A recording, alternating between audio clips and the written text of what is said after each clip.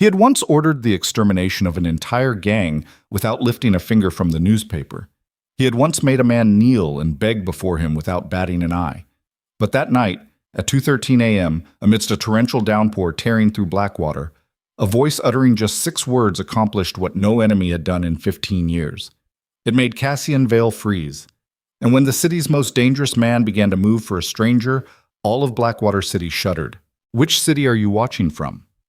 Like and comment your city name below so I know how far this story has progressed. Watch to the end, because this is the kind of story where you won't be able to guess what happens next. The rain had been falling since midnight, and by 2 a.m. it had turned mean. It came down in sheets across Blackwater City, hammering the glass towers of the financial district, drowning the gutters of the port neighborhoods, running black and oily through the cracked streets of Ashridge Court, where nobody who had a choice ever stayed after dark. The kind of rain that made people feel like the sky itself was trying to push them underground. Cassian Vale barely noticed it. He sat behind the wide obsidian desk on the 41st floor of the Meridian Spire's private residential wing. Not in the official penthouse that appeared in real estate listings and architecture magazines, but in the floor above it, the one that didn't exist on any blueprint filed with the city. The room was dim. One lamp burned at the corner of the desk, throwing a narrow cone of amber light across the papers spread before him. Financial ledgers, transfer records, a 3-page summary of a problem that had developed in the southern docks over the past 72 hours, written in the careful shorthand of a man who had learned long ago never to write anything that could be read aloud in a courtroom. He had a glass of bourbon at his elbow, 2 fingers, untouched for the past hour. His reading glasses, which only 3 people in the world had ever seen him wear, sat on the end of his nose. He was 41 years old, and in certain lights, in certain moods, you could almost forget what he was. Dark hair going silver at the temples.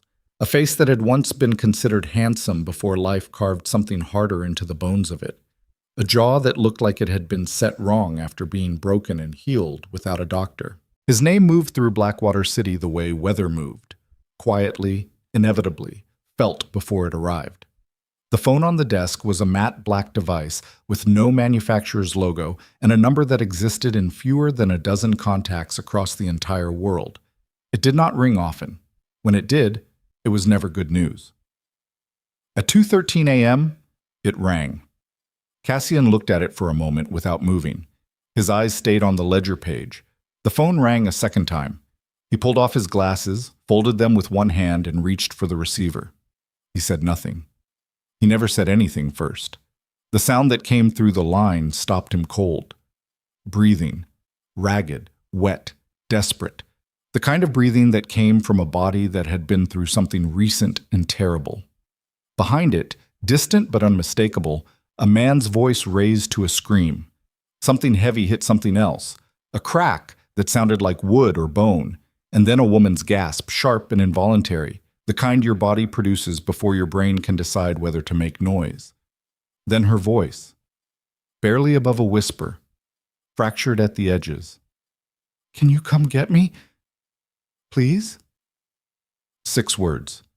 Cassian Vale had heard men beg for their lives. He had listened to grown men weep, watched them offer him everything they owned, their businesses, their family's safety, their own loyalty and perpetuity, just to get him to stop what was already in motion. He had felt none of it. Not because he was broken in the way people sometimes assumed, not because he lacked the capacity. He had learned, a very long time ago, and at considerable cost, that feeling things was a liability he couldn't afford to carry and still do what needed to be done. He felt this. It moved through him before he could stop it, something instinctive and immediate, the way a cold wind moves through an open door. Before you decide whether to close it, it's already inside. The call cut out. There was a cry, sharp and short, and then nothing. Static. Silence. Cassian held the phone against his ear for another 3 seconds, listening to emptiness. Then he set it down carefully on the desk. He looked at the bourbon. He looked at the ledger. He picked up the phone again and dialed a different number. Harlan picked up on the second ring, which meant he had been awake, which meant he had been watching a monitor somewhere and had seen the call come in. "I need a trace on the last incoming," Cassian said. Give me the address. Already running. A pause. Keystrokes. Ashridge Court, 42 Whitmore Lane, apartment 3C. You want me to send a unit? Send 3. Another pause, shorter this time. You want me to come? No. Cassian was already moving. He had already pushed back from the desk, already stood, already crossed the room toward the closet where the coat hung. Stay on comms, and Harlan, yeah.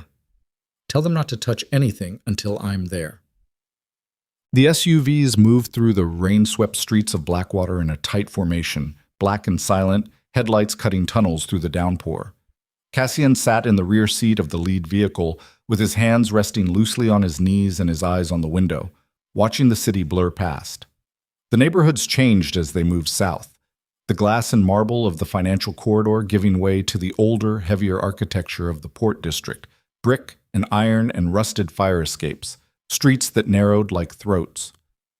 He did not think about why a stranger's voice had made him move this fast. He thought about logistics. He thought about the address, what he knew about Ashridge Court, which wasn't much, low-income residential, high turnover, the kind of block where neighbors had learned not to look at each other too carefully. He thought about what kind of trouble could find a woman alone at 2 a.m. and still have her reaching for a phone number that shouldn't exist. He didn't let himself think about the sound of her breathing. 42. Whitmore Lane was a 4-story building with a buzzer panel missing half its nameplates and a front entrance that didn't lock properly.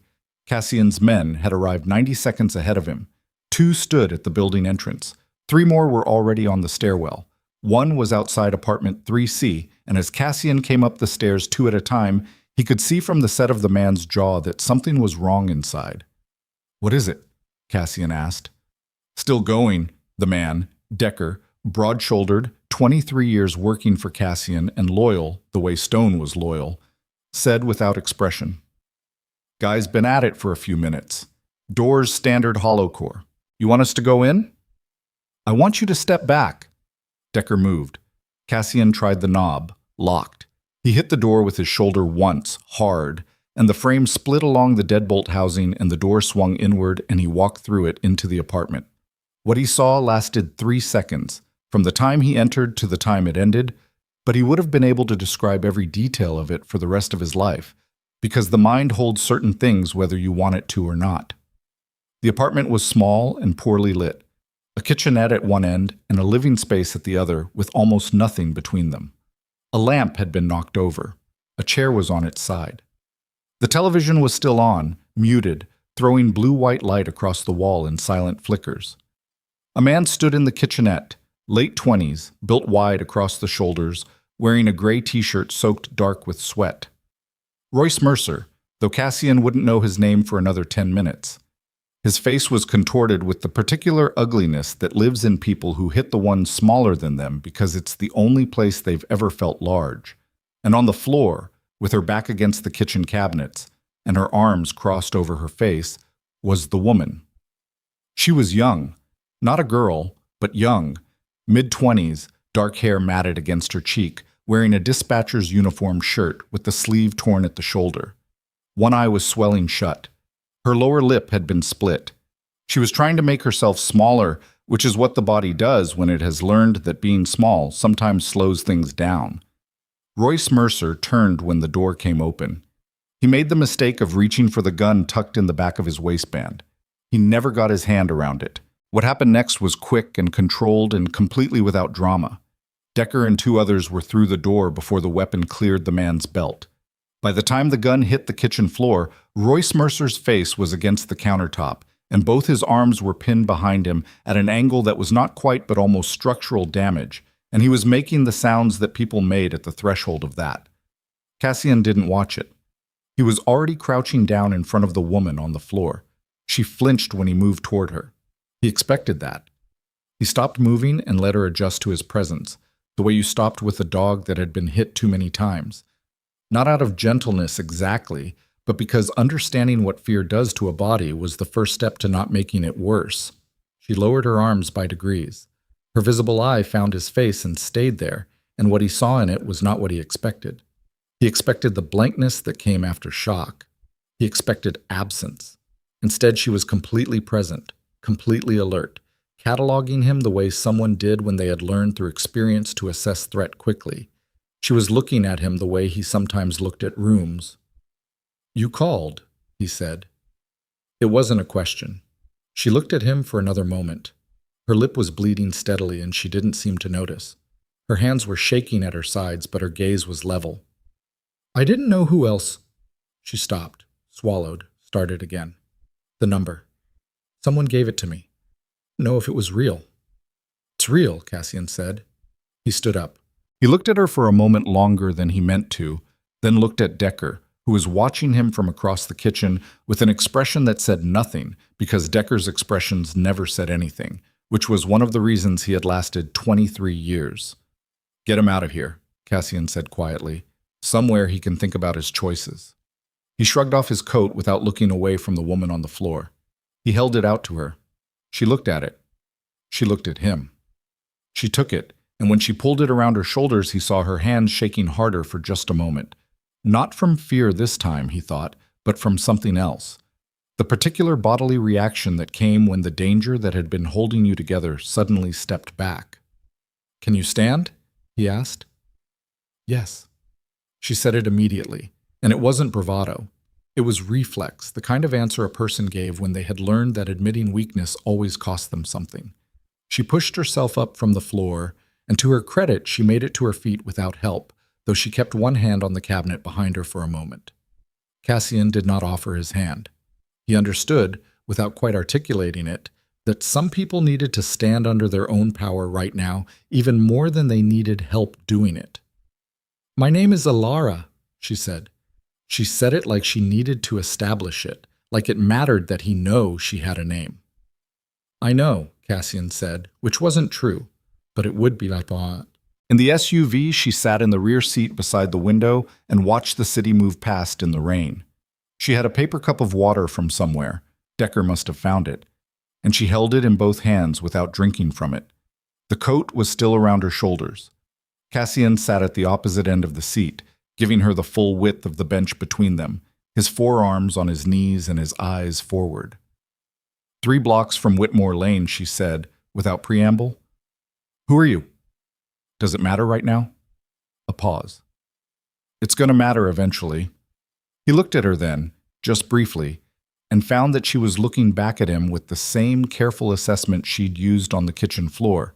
The swelling eye was darkening. The cut lip had slowed. She looked like she had been through something ugly and had come out the other side of it still thinking. "Cassian Vale," he said. He watched her face, watched the recognition move through it. Not the theatrical kind, not the sudden intake of breath and widened eyes, but something quieter and more considered. She had heard the name.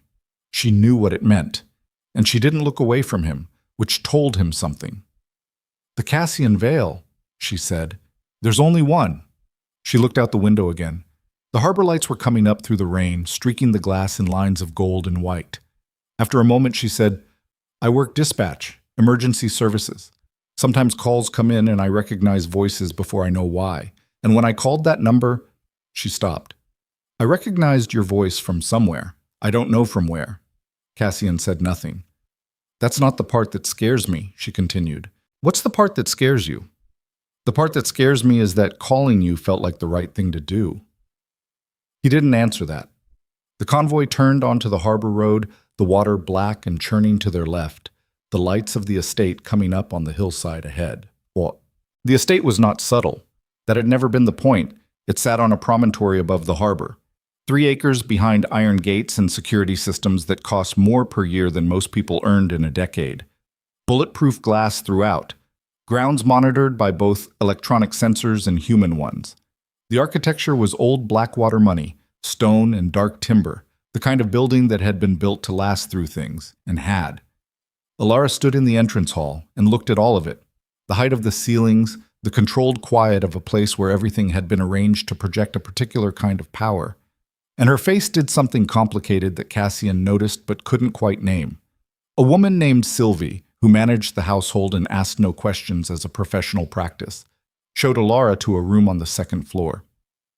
Cassian stood in the entrance hall after they went up the stairs, and Harlan, materialized from the corridor off the kitchen, the way Harlan always materialized, suddenly, without prelude, coffee mug in hand at 2:30 in the morning. "You want the brief now or in the morning?" Harlan asked. "Now. The boyfriend has priors, assault, possession, one charge that got dropped under circumstances I'm still looking at." Harlan's voice was even, uninflected, the voice of a man who processed information the way machines processed it. "He's also on someone's payroll, which you wouldn't know from looking at him. Third-tier operation out of the Port District, Novak Castle's umbrella, which means Vega money underneath it, moving product through the casino fronts down on Strand Row." Cassian looked at him. "What's his connection to the woman?" "Relationship. 8 months, neighbors say. She didn't know about his work, or at least that's the working assumption." A pause. "Here's where it gets more complicated. She's a dispatcher for the city emergency network. Apparently over the past couple months, Mercer had access to her workstation on multiple occasions. She brought him to her office once when she worked late." The silence stretched. "He accessed files," Cassian said. "He accessed files. We don't know exactly what yet, but the city dispatch database runs parallel to the federal witness coordination network in this district. There's a protected roster in that system. Witnesses scheduled to testify in the Kellerman trial." The Kellerman trial. Cassian knew the name the way he knew most things about Blackwater's official machinery, at a remove, as a variable in a larger equation. Kellerman was a city councilman's financial operation. Corrupt contracting, kickback networks, money moving through the city's infrastructure projects. The trial was 2 months out. The witnesses were the kind of witnesses that made prosecutors look like they had done something that mattered. "How exposed?" Cassian asked. "We don't know what Mercer actually pulled. Could be nothing. Could be everything." Harlan drank his coffee. "But here's what we do know. 2 hours ago, before you went to Whitmore Lane, there was a query run on her name through the city database. Not a police query. Someone outside the department running her through a system they shouldn't have access to." Cassian looked at the stairs. "She's already in someone's sights," Harlan said. "She just doesn't know it yet. She needs to know." "She needs to sleep," Harlan said, which was as close as he ever came to arguing. "And you need to decide what this is before morning." Cassian said nothing for a moment. He looked at the staircase, at the place where Elara Quinn had gone up and out of sight, the borrowed coat still around her shoulders. "Make sure the east perimeter rotation is doubled," he said, "and I want eyes on Mercer's location." Harlan nodded, already moving. Cassian went back to his study. The bourbon was still there, still at 2 fingers, still untouched. He sat behind the desk and did not look at the ledgers. He looked instead at the phone, the matte black one, the one almost nobody had, and thought about a woman's voice saying 6 words in the dark. He thought about the way she'd taken the coat. Not gratefully, not with the relieved collapse of someone who had found rescue. She had taken it the way someone took something they knew might have to be given back. Like she was keeping an account, even in the worst moment of the night, of what was owed and what it might cost. He thought about the name she'd given him. Elara Quinn. He had known a Quinn once. Not well. Not close. But the name sat against something in the back of his memory and pressed. He opened the center drawer of his desk and found the photograph he kept there. He didn't look at it often. He looked at it now. A crumpled print, old enough that the color had shifted toward yellow at the edges, showing a street corner he recognized as the Galloway district, long before the city had gentrified that block into something unrecognizable.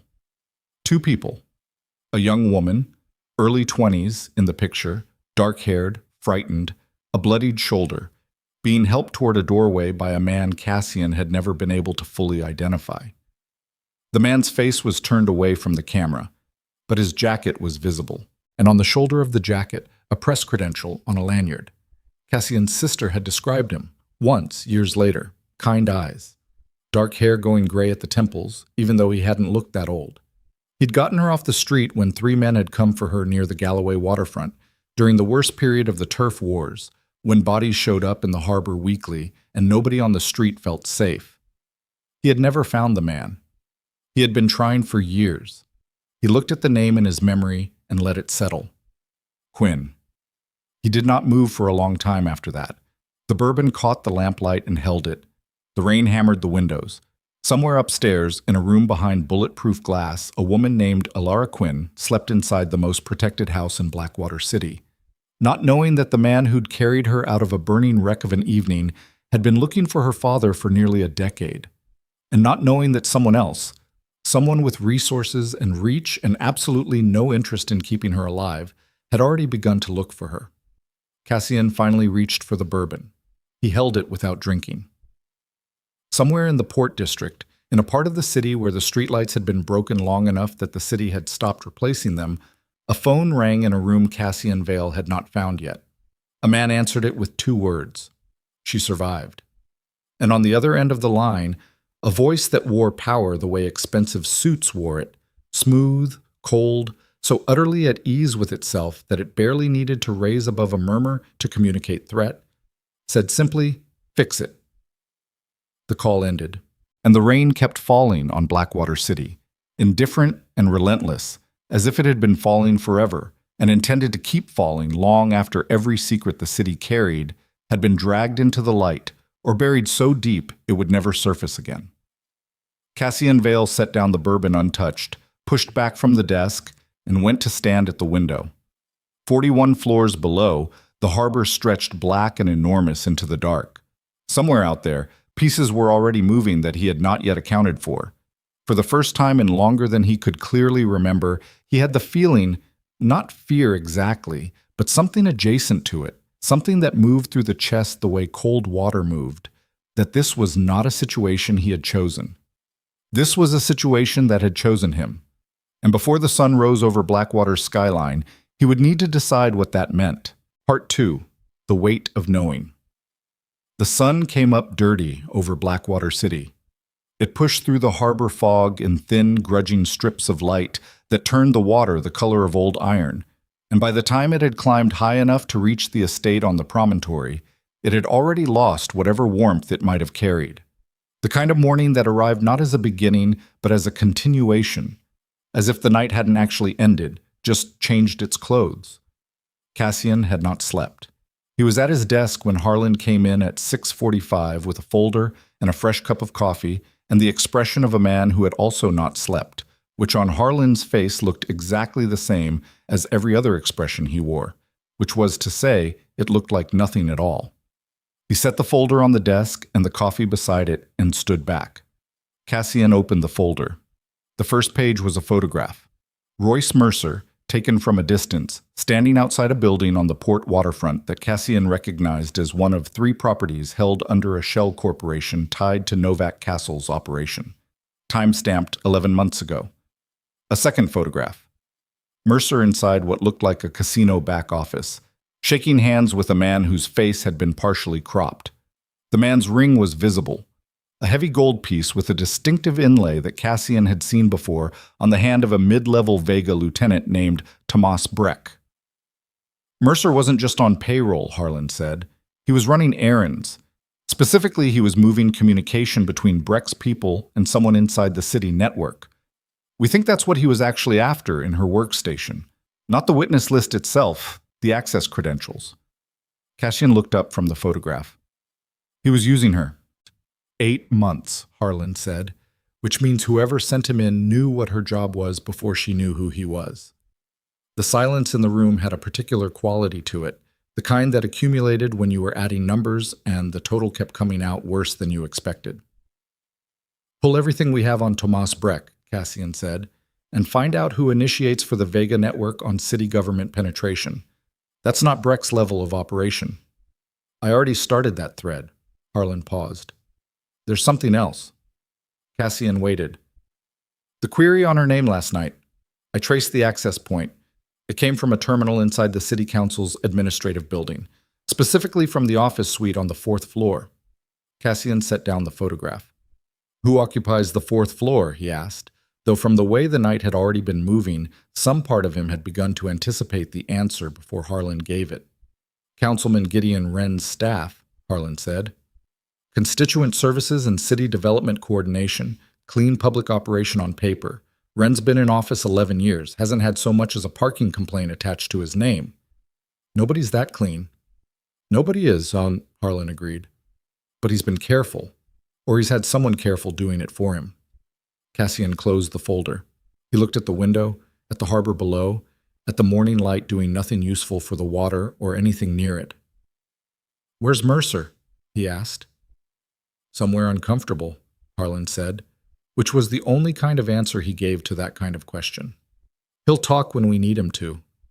"Not yet. I want him sitting with it for a while."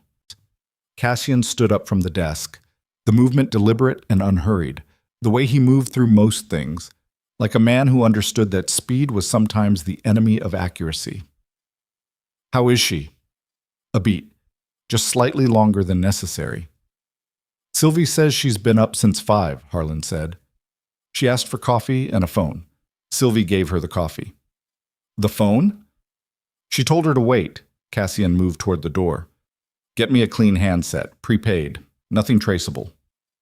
She was in the east sitting room when he found her, which was not where he'd put her, and not where Sylvie would have led her, which meant she had found it herself, a fact he noted without expression.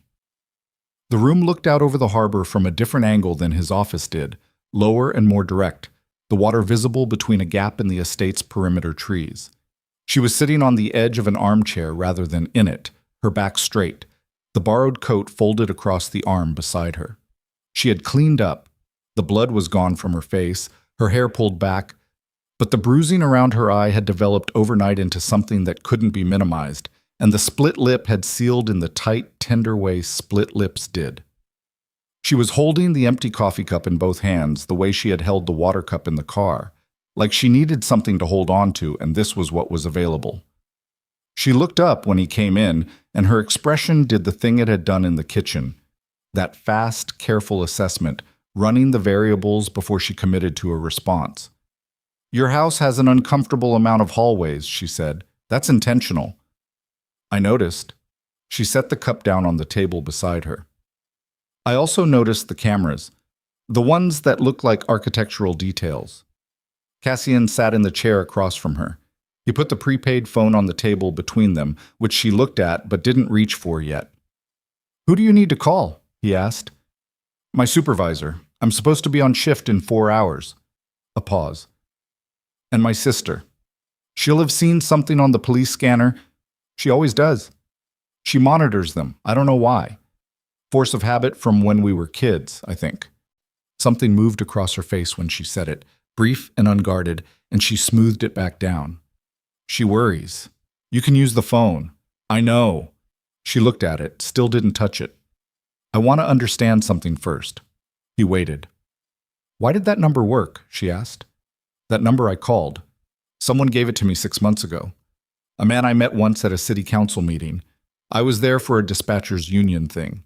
He was standing outside the building, older man, gray suit, gave me a card with just that number on it, said if I was ever in serious trouble to use it.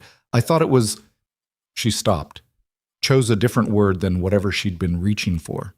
"I thought it was nothing. A strange thing that happened once. But I kept the card." Cassian considered how much of this to answer and in what order. "The man who gave you the card works for me," he said. "He screens for certain kinds of situations, people who might need a direct line." "Why?" "Because the official lines don't always work for the kind of trouble that finds certain kinds of people." "That's a very careful answer." "Most of my answers are." She looked at him. The undamaged eye was a deep brown that was almost black in the morning light, and it had the quality of an eye that had been trained to look past what was immediately in front of it. "You're a criminal," she said. It wasn't an accusation, it was a categorization. The same tone she might have used to say, "You're left-handed. I run businesses," Cassian said, "that other people would describe differently. Other people describe most things differently than I do." A silence. She reached forward and picked up the phone, turned it over in her hands, set it back down. "The man who was hitting me," she said. "Royce. He wasn't— I knew he had a temper. I didn't know he had a job." She said the last word with a particular flatness, the word used as a container for something with more weight than it normally carried. "Did you know that before you came?" "I knew it by the time we left." "How?" "The gun wasn't a scared man's gun," Cassian said. "It was a working man's gun, the way he reached for it." Something shifted in her expression, something she was recalibrating. You rid people like that. I've had practice. I rid people like that too, she said quietly. It's what dispatchers do. You listen to a voice for 30 seconds and you make 20 decisions about what's real and what isn't, what the person needs versus what they're asking for. She paused. I should have read him better. I had 8 months. People don't perform their worst qualities consistently, Cassian said. If they did, they'd be easier to avoid. She looked at him with something that wasn't quite gratitude and wasn't quite argument, something in between. I need to tell you something, she said. About Royce. About what I think he might have taken. She told it plainly, without drama, the way people told things when they had been processing them alone for hours, and had already squeezed out the emotional content and were left with the facts. She described the nights he had come to her office. She described the login credentials for the dispatch database, her username, her password, which she had been careless about because he was there and she trusted him, and you trusted the people you let into your spaces. She described the structure of the database, the layers of it, the parallel systems she had been briefed on during onboarding and had been told explicitly not to discuss outside secure channels. When she was done, Cassian said, "The Kellerman trial." She went still. You know about the Kellerman trial. I know about everything that moves through this city. Then you know what those witnesses mean. Her voice had dropped. Not softer, smaller, in the specific way voices got when they were carrying something very heavy and were tired of carrying it. If Royce pulled those credentials and passed them to whoever he works for, if someone has access to that roster, I know what it means, Cassian said. Those are real people, she said, and there was a sharpness in it now, a fine-point anger, the kind that didn't raise its voice but cut clean. They're not abstractions. They came forward because someone convinced them it was safe, and if, I understand, Cassian said, and he said it with enough weight that she stopped. He looked at her directly. I'm not dismissing it. I'm telling you I understand exactly what the exposure means, and I'm already working on it. Working on it? She repeated. Yes. What does that mean for a man like you? It means the people responsible will not have the opportunity to use what Mercer gave them, Cassian said. That's what it means. She looked at him for a long moment. The harbor was bright behind her through the window, a painful winter brightness that threw everything into hard shadow. I don't know whether to be relieved by that or more frightened, she said. Both is reasonable, he said. She almost smiled. Not quite. The damaged lip stopped it. I want to help, she said. Not as someone being protected. As someone who actually knows this system. I have 14 months of dispatch training and 6 months on the Kellerman-adjacent network protocols. I know things about how that database is structured that nobody outside the department knows. You're not a trained operative. No, she said. But I'm not an idiot either, and I'm already in the middle of this. Sitting in a room doesn't change that. It just means I'm useless while I'm in danger instead of useful. Cassian studied her, the straight back, the hands that had stopped shaking. He didn't answer right away. He stood and went to the window and looked at the harbor for a moment, his back to her. And in the silence, she didn't press, which told him she understood something about timing. Make your calls, he said finally. Sylvie will bring you breakfast. We'll talk more this afternoon. He moved toward the door. Cassian. He stopped without turning. Thank you, she said. For last night, I know it probably doesn't mean anything to you, but I needed to say it out loud. He stood in the doorway for a moment. Then he said, without turning around, It means something. And he left her with the phone and the harbor light and whatever she made of that. The afternoon arrived with the news that Royce Mercer had talked. Cassian received it in the garage where Decker had brought the relevant parties for a conversation, which was a location chosen for reasons of acoustics and cleanup and distance from the main house. Harlan delivered the summary concisely. Mercer had passed credentials and partial database structure to Tomas Breck 10 days ago. Breck had passed it up the chain. The chain's top was not Novak Castle. Castle was the umbrella, but the actual architecture of the city network penetration, the who moves what to whom and the why, traced through 3 more layers of insulation to a financial coordination structure inside City Development Contracting. City Development Contracting, which was Councilman Gideon Wren's legislative portfolio. "Is it enough to take to anyone official?" Harlan asked. Cassian looked at him. "Right," Harlan said. He meant no. He meant, in a city where the prosecutor's office had 2 people tied to Wren's donor network, and the police department had captains who had been beneficiaries of city contracting decisions for years, taking anything official was a fast way to make it disappear. "I want everything on Wren," Cassian said. "His entire operation, who he uses, how the money moves, where the pressure points are. I want it documented in a form that can survive him." Harlan nodded and left. Decker stayed, which meant Decker had something to add. "The Vega people know she's here," Decker said. Cassian looked at him. "Mercer made a call before we picked him up," Decker said. "Short. We think he got a message out that she was still alive and that whoever responded came was not police." "How long do we have before they move?" "At current resource levels?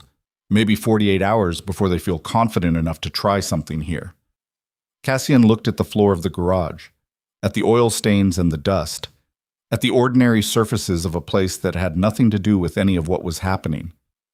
"Double everything," he said, "and tell Harlan I want alternative locations scouted. We may need to move her." But she was in his private office when he got back to the main house, which was not where he had left her, and which, given that the office was on a floor that required a key card and a specific stairwell that wasn't visible from the east sitting room, represented a feat of navigation that he stood in the doorway and considered for a moment before deciding it was more impressive than alarming. She was standing at the side of his desk, not behind it, her arms crossed over her chest, looking at the papers spread across the surface. Not touching them. Looking. She turned when she heard him. She didn't look apologetic.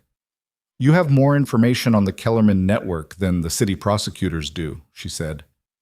"Probably," he said. "How?" "I pay attention." "You pay people," she said. "That too." She uncrossed her arms. "I want to see what you have. On Wren, on the casino operations, on the connections to the dispatch network." She said it levelly, looking straight at him, the way she had been looking straight at him since the kitchen floor, like she had made a decision at some point in the night to stop being afraid of him specifically, whatever else she was afraid of. "Why?" Cassian asked. "Because I've been doing dispatch for 14 months, she said. "And in those 14 months I have personally routed 462 calls from the Strand Row district. That's where the casinos are. And I have the memory for voices that every good dispatcher has. I have recognized voices. I have flagged calls. I have a list in my head that nobody else has because it lives in here." She touched her temple. "And not in any database that Mercer could touch." Cassian stood in the doorway and did not move. He was thinking. She let him. "Sit down," he said finally. She sat across the desk. He sat behind it. He pulled the relevant folder from the lower drawer, the one he had been building for 6 weeks, since Wren's name had first surfaced in a cash flow irregularity he'd been tracking through the Port District casino books. And he opened it, and he put it between them. She read fast. He watched her read. She didn't make noise when she processed things, no small sounds of surprise or confirmation, just the eyes moving and the occasional pause where she went still and then started moving again. Once she reached forward and turned a page back to look at something she had passed, and her finger landed on a name. "Breck," she said. "Tomas Breck. He called into our dispatch center 4 times in 3 months, always traffic accidents, always different locations, never any follow-up complaint when we sent units and found nothing." She looked up. He was running patterns, testing response times, testing which units covered which sectors. Cassian looked at her. "And this number here," she said, pointing to a sequence in the financial records. "This routing prefix. I've seen this format before, in the dispatch system.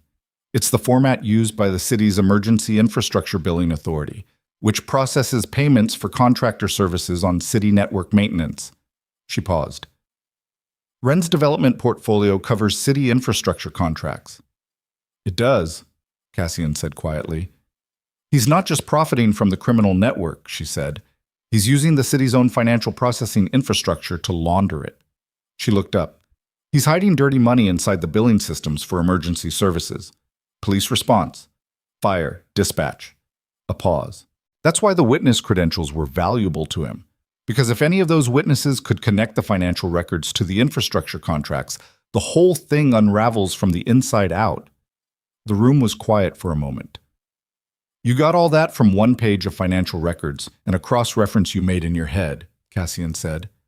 I told you I wasn't an idiot. I didn't say you were. You implied it when you told me to sit in a room. He held her gaze. I was wrong about that, he said. He said it without ceremony, the way he said everything, but she heard it land. She looked back at the folder. So what do we do with this? We build it into something that can't be buried, Cassian said. Something that survives every official channel that Ren owns. And how long does that take? Time I'm not sure we have, he said. Someone ran your name through a city terminal last night, which means Ren's people already know you exist. They know you're connected to Mercer, and they're smart enough to know what you might know. She absorbed this. Her face didn't do the theatrical thing. It just went slightly more still, which was its own kind of tell, the way stillness on a face that had been talking could sometimes say more than movement. So I'm not just a loose end, she said. I'm a liability. You're a liability and a resource, Cassian said, depending on which side of the conversation you're having. And what side are we on? The one where you leave this city alive and the people responsible for it don't, he said. He said it plainly, without embellishment, and she looked at him for a long time after and didn't say anything, which was, he thought, the right response to something that didn't need dressing up. It was past 9 at night when Harlan knocked on the office door and came in without waiting, which he only did when it was urgent, and his face, still nothing, still the same flat surface it always was, had something just slightly off in it, some micro-tension around the jaw that Cassian had learned over 23 years to read the way other people read expressions. Elara was still there. They had been working for hours, so the folder had expanded, her memory had contributed names and patterns and timing correlations that tightened the net considerably. And Cassian had been thinking, in the back of his mind, about the photograph in his desk drawer and the name Quinn, and the way those two things kept pressing against each other. He had not said anything about it yet. Harlan stood in the doorway and looked at Cassian and said, with the economy of a man who never wasted syllables, "We found something in Mercer's apartment, after the sweep." "What?" Cassian said. Harlan put a photograph on the desk. It was a printout, low resolution, clearly grabbed from a screen rather than printed directly, the kind of thing you captured quickly from a source you couldn't take with you. It showed a man walking out of a building. The man was perhaps 60, with dark hair that had gone steel gray at the temples, wearing a journalist's press lanyard around his neck. Elara made a sound, small, involuntary. Cassian looked at her. She was staring at the photograph. The color had left her face in the specific way it left faces when something arrived that the body had been dreading before the mind caught up. "That's my father," she said. Her voice was very quiet. It had a texture in it that hadn't been there a second ago. "He's been dead for 6 years," she said. "He was a journalist. He was investigating city corruption, and he was killed in what was officially called a..." She stopped, breathed. "A hit and run, 3 blocks from his office." Cassian's hand was on the desk beside the photograph, not touching it, not moving. "Why does Royce Mercer have a photograph of my father?" she asked. And then her eyes moved from the photograph to Cassian's face, and she read it. He was too good to show much, but she was too sharp to miss the something he wasn't hiding fast enough. The stillness that was different from his regular stillness. The weight of recognition in a face that had just connected a thing it had been carrying separately for a long time. "You knew him," she said. It wasn't a question. Cassian looked at her. Across the desk. Across 6 years and a distance he wasn't sure he knew how to cross.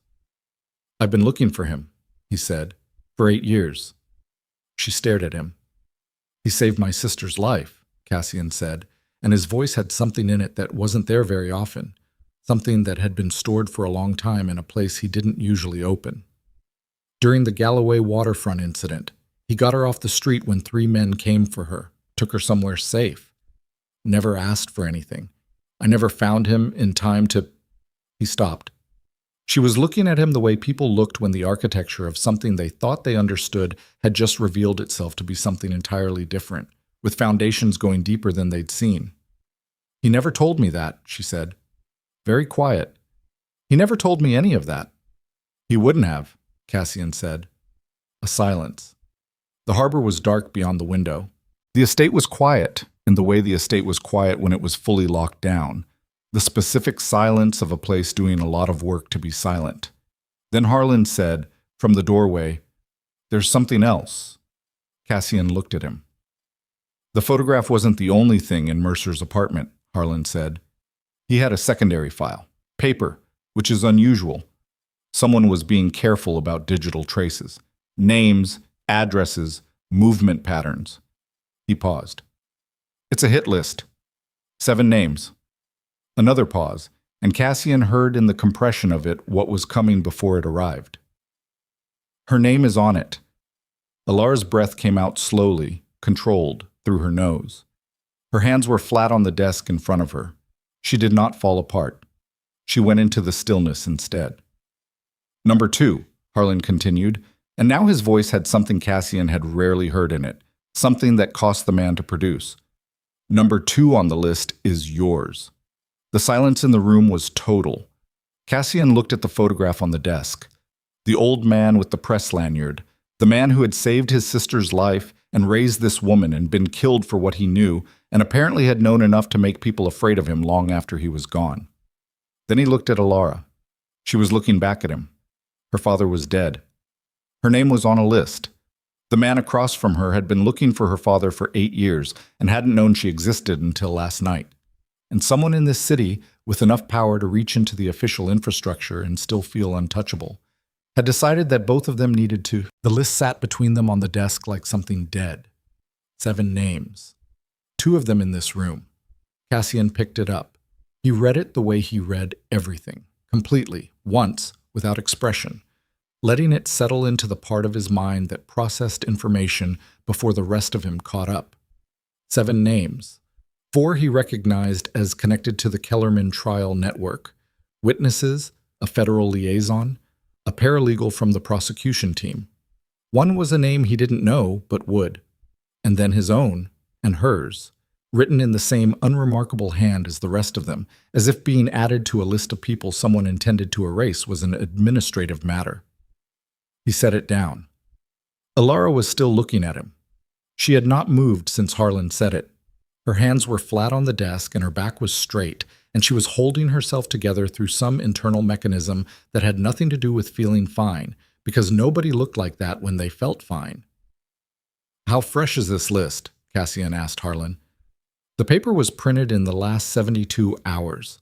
The ink is recent, which means it wasn't assembled for the past. It was assembled for right now. Cassian looked at the doorway. Mercer was holding it as insurance. Or he was the delivery mechanism. Either way, someone handed it to him recently enough that he hadn't passed it yet. Or he passed a copy and kept the original, Harlan said. Either way, the list exists in more than one place. Cassian stood up from the desk. The movement was slow and deliberate, the kind of slow that wasn't calm but was disciplined. I want Wren's entire public schedule for the next 2 weeks. Every public appearance, every staff meeting, every contractor sign-off. I want to know where he is every hour, already pulling it. And I want to know who else has access to city development contracting's internal communications, not just Wren's direct staff, the auxiliary network, the consultants, the third-party infrastructure managers, the people whose names don't appear on any official roster, but who are in the building twice a week. Harlan nodded and left. Cassian looked at Elara. She said, "My father was killed 3 blocks from his office, and nobody was ever charged." She said it very evenly. "I spent 2 years after it happened trying to convince the department that it wasn't an accident. I had a detective, Setause, assigned to the case, who told me, personally, face-to-face, that the evidence didn't support a criminal investigation." She paused. "His name is on that list, too." Cassian looked at it again, the name she meant. 3rd from the bottom, a name he had not recognized but now recognized, a detective. "What's his name?" Cassian asked. "Brent Salas," she said. "He was a homicide detective at the time. He's been promoted since. He's a precinct captain now. He runs the district that covers Strand Row, the district that covered every casino front in the Vega network." Cassian set the paper down on the desk and looked at the wall for a moment, not at anything on it. Through it, the way he looked through things when he was rearranging what he thought he knew into what he was beginning to understand. "The hit list isn't just for people who are threats to Ren right now," he said. "No," Elara said. "It's for people who could connect the current operation to older ones." He looked at her. "Your father didn't just stumble into city corruption. He was working on something that connected to what's happening now, and whatever he found, or was about to find, is still live enough that they need his daughter silenced." She breathed out slowly. 6 years, she said. "They waited 6 years and they're still cleaning." "The best operations never stop cleaning," Cassian said. "It wasn't cruelty. It was an assessment, and she heard it that way." She reached across the desk and picked up the list herself. She read it with the same careful speed she'd read everything else, and when she got to the bottom, she stopped. Her finger rested on a name. Not her own, not Cassian's, not the detective's. "I know this name," she said. "Marcus Fell." "Who is he?" "He's a city infrastructure auditor. He had a minor public mention in the Kellerman pretrial coverage, about 3 paragraphs in a business journal. He flagged a discrepancy in the contracting records, and then the story just stopped." She looked up. "He disappeared from all public records about 2 months ago. I noticed because the dispatch network processes billing queries from his office and they just stopped. No forwarding address, no termination notice, nothing." "You noticed a billing query stopping," Cassian said. "I notice everything," she said. Not pride, fact. He looked at her. He thought again about her father, about the press lanyard, about the journalist's instinct for pattern, about how that kind of attention to detail was the sort of thing that ran in families the same way bone structure ran in families. "I need to make a call," he said. He went to the secondary desk phone, a hard line that routed through a scrambler in the basement, and dialed a number that he held in his head rather than any device. The call connected on the 3rd ring. "I need a location on Marcus Fell," Cassian said. "City auditor. Last known address in Blackwater went dark approximately 8 weeks ago. Find him alive if you can." He hung up. Elara was watching him. "You have people who find missing city employees," she said. "I have people who find things," he said. "And what do you do with the things they find?" "It depends on the thing." She looked at him for a moment with an expression that was complex in the way most of her expressions were complex. Multiple things running simultaneously, none of them dominant. Then she looked at the window, at the dark harbor. "What happened to your sister?" she asked. "After my father got her out." Cassian was quiet for a moment. "She got out of Blackwater," he said. "She lives somewhere else now. Has a family. She doesn't use her real name." A pause that had weight in it. "She doesn't know I'm still doing what I'm doing. I prefer it that way." "She doesn't know," Elara said slowly. "So she doesn't know that the man who saved her is dead?" "No. And she doesn't know that his daughter has been sitting in your office for the last 8 hours?" "No." Elara looked at the photograph of her father, the printed one, the low-resolution screen capture from Mercer's apartment, and something moved across her face that she didn't bother to manage. It came and went and left a different quality of stillness behind it. "He would have found this funny," she said. "In a terrible way. He had a dark sense of humor." She paused. "He used to say that the city always collected its debts eventually. He just meant it about corruption. I don't think he meant—" She stopped. "He didn't," Cassian said. She looked at him. "No," she agreed quietly. "He didn't." The breach happened at 11:47 p.m.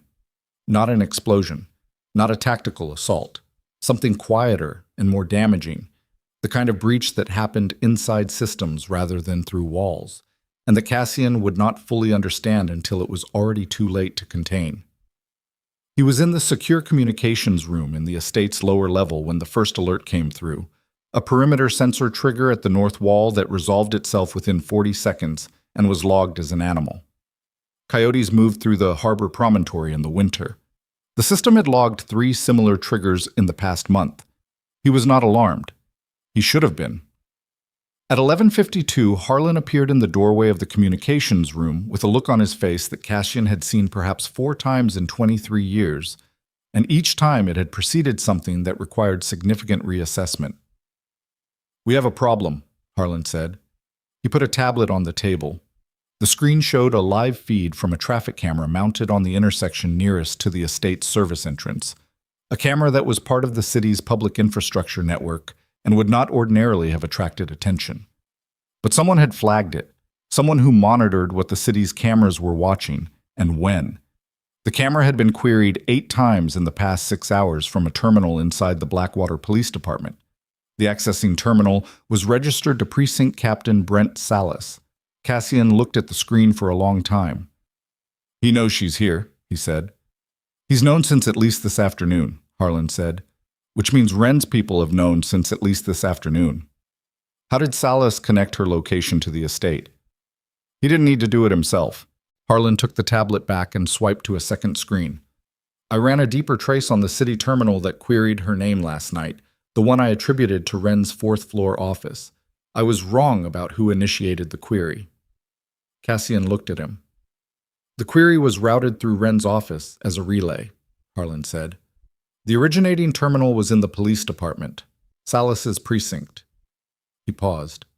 "He's not downstream of Wren. He's parallel. He's been running his own thread on her since before last night, since before Mercer's situation." He paused again. "Since before you made the call to go to Whitmore Lane."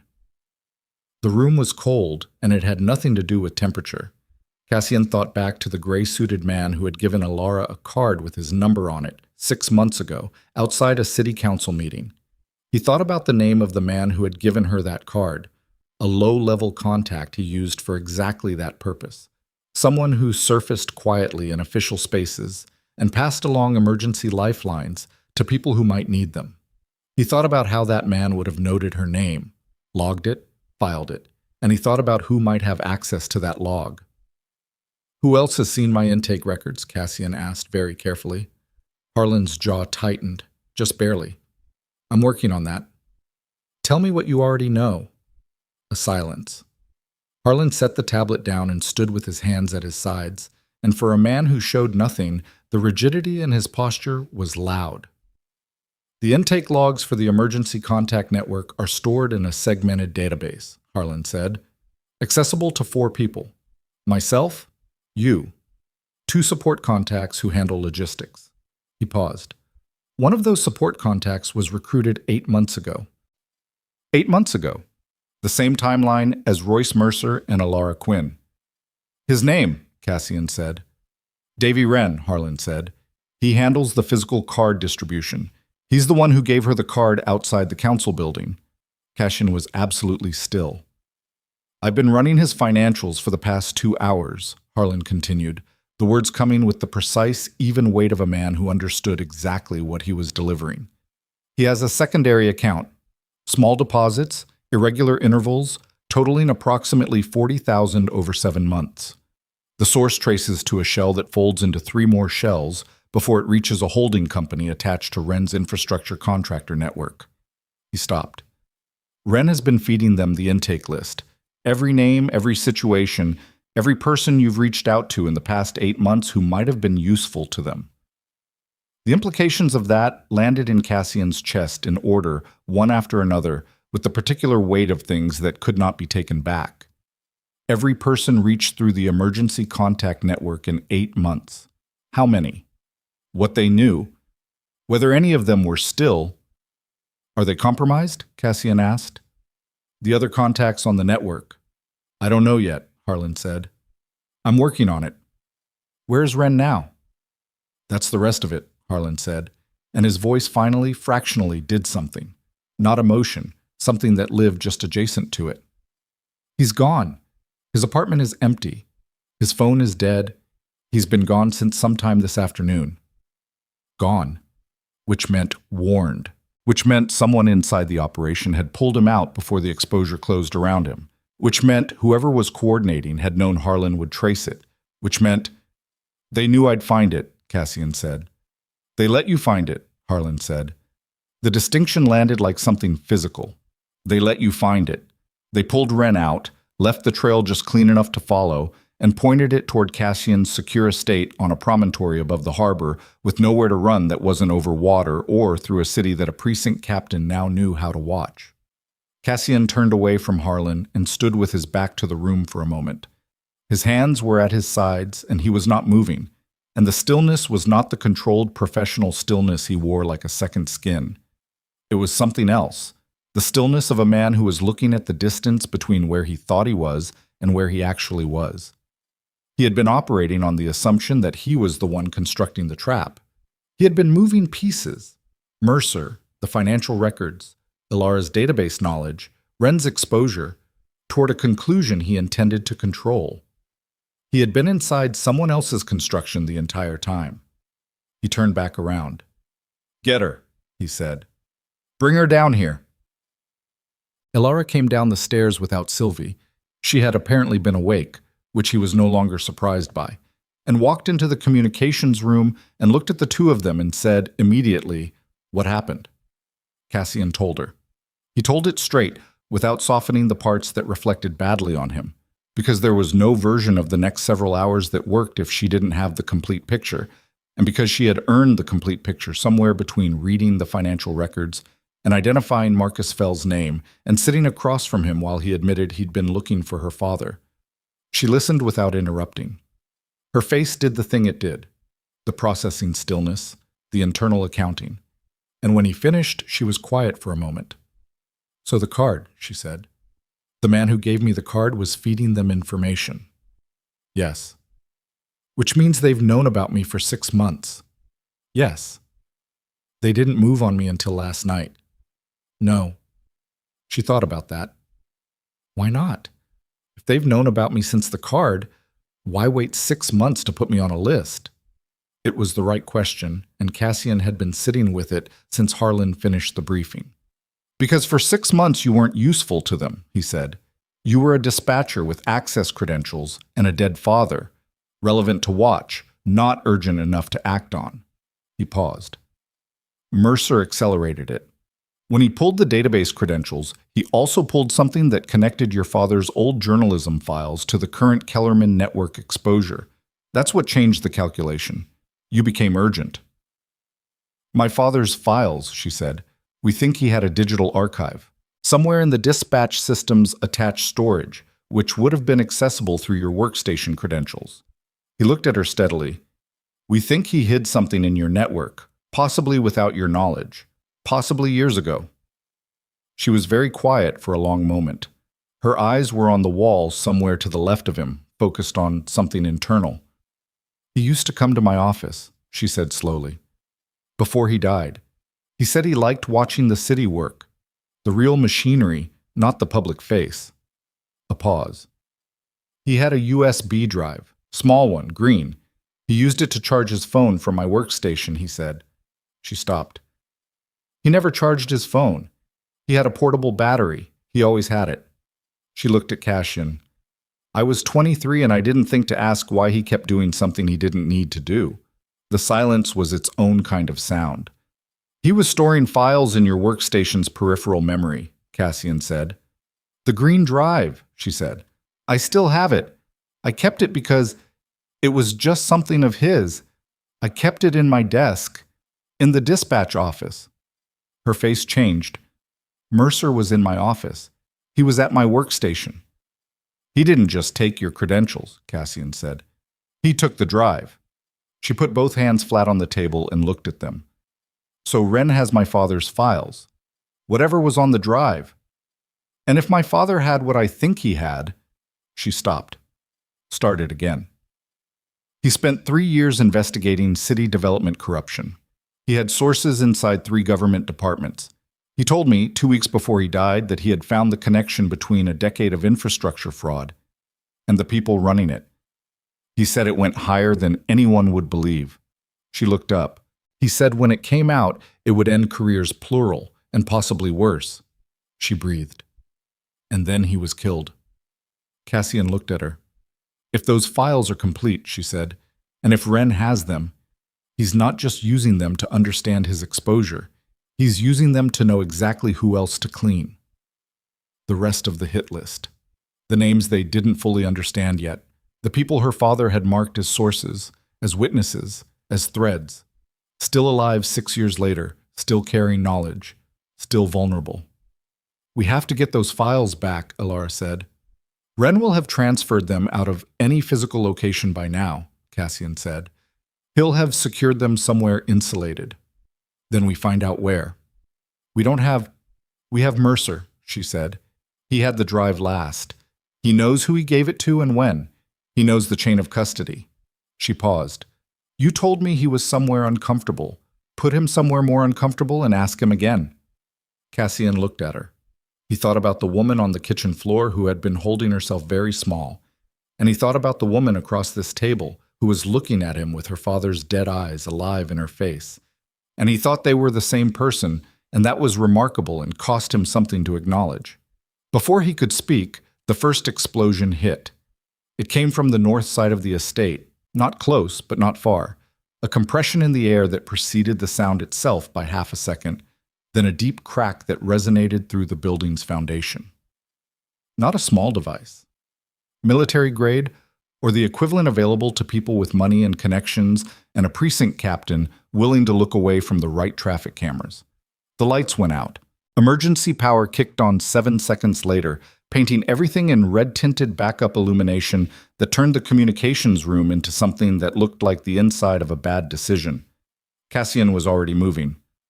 Harlan, perimeter breach, north wall, Harlan said, already on comms. 5 entry points.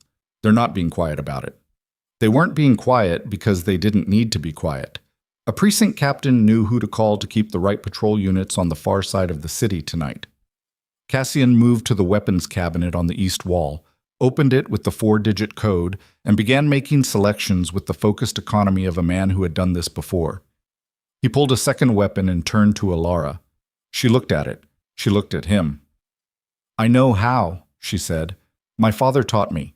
He grew up somewhere that made him think it was a necessary skill. She took it. She checked it. She did it correctly. A second explosion, closer. Somewhere above them a window shattered. Not from direct impact, but from the pressure wave, glass falling onto marble with a sound like a chandelier dropping. Harlan said, They've got the east entrance. Which meant they had planned this against the estate's specific layout, which meant someone had fed them the layout, which meant this was what it had all been moving toward, the trail that led here, the camera queries that confirmed she was here, the timing, patient and exact, waiting until both names on the list were in the same building at the same time. The tunnel, Cassian said.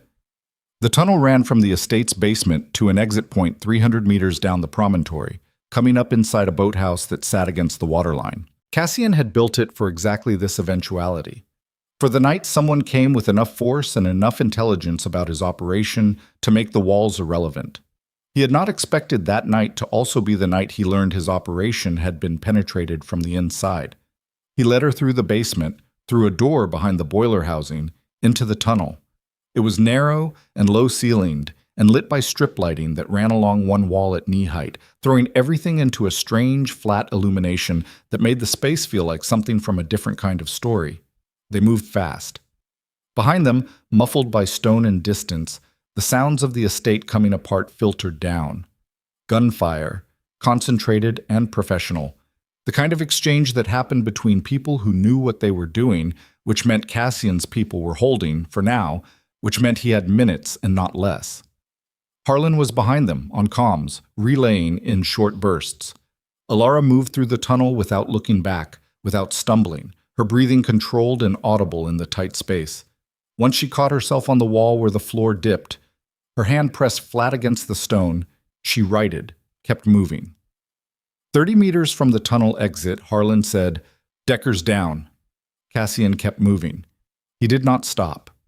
He processed it in the part of his mind that processed losses while the rest of him continued functioning, because that was the mechanism, because that was what 20 years of doing this had built.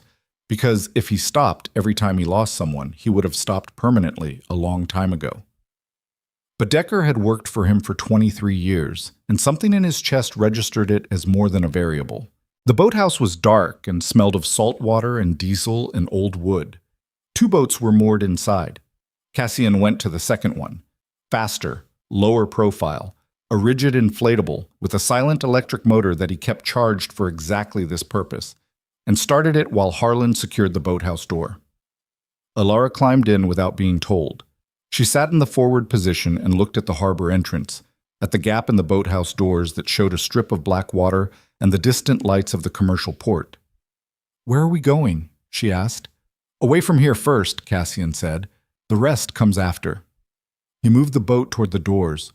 Harlan pushed them open from the dock and dropped into the boat as it cleared the threshold. And then they were on the water, the estate's lights burning behind them on the promontory, 2 of the upper floors now visibly orange at the windows. Elara looked back at it, the burning windows.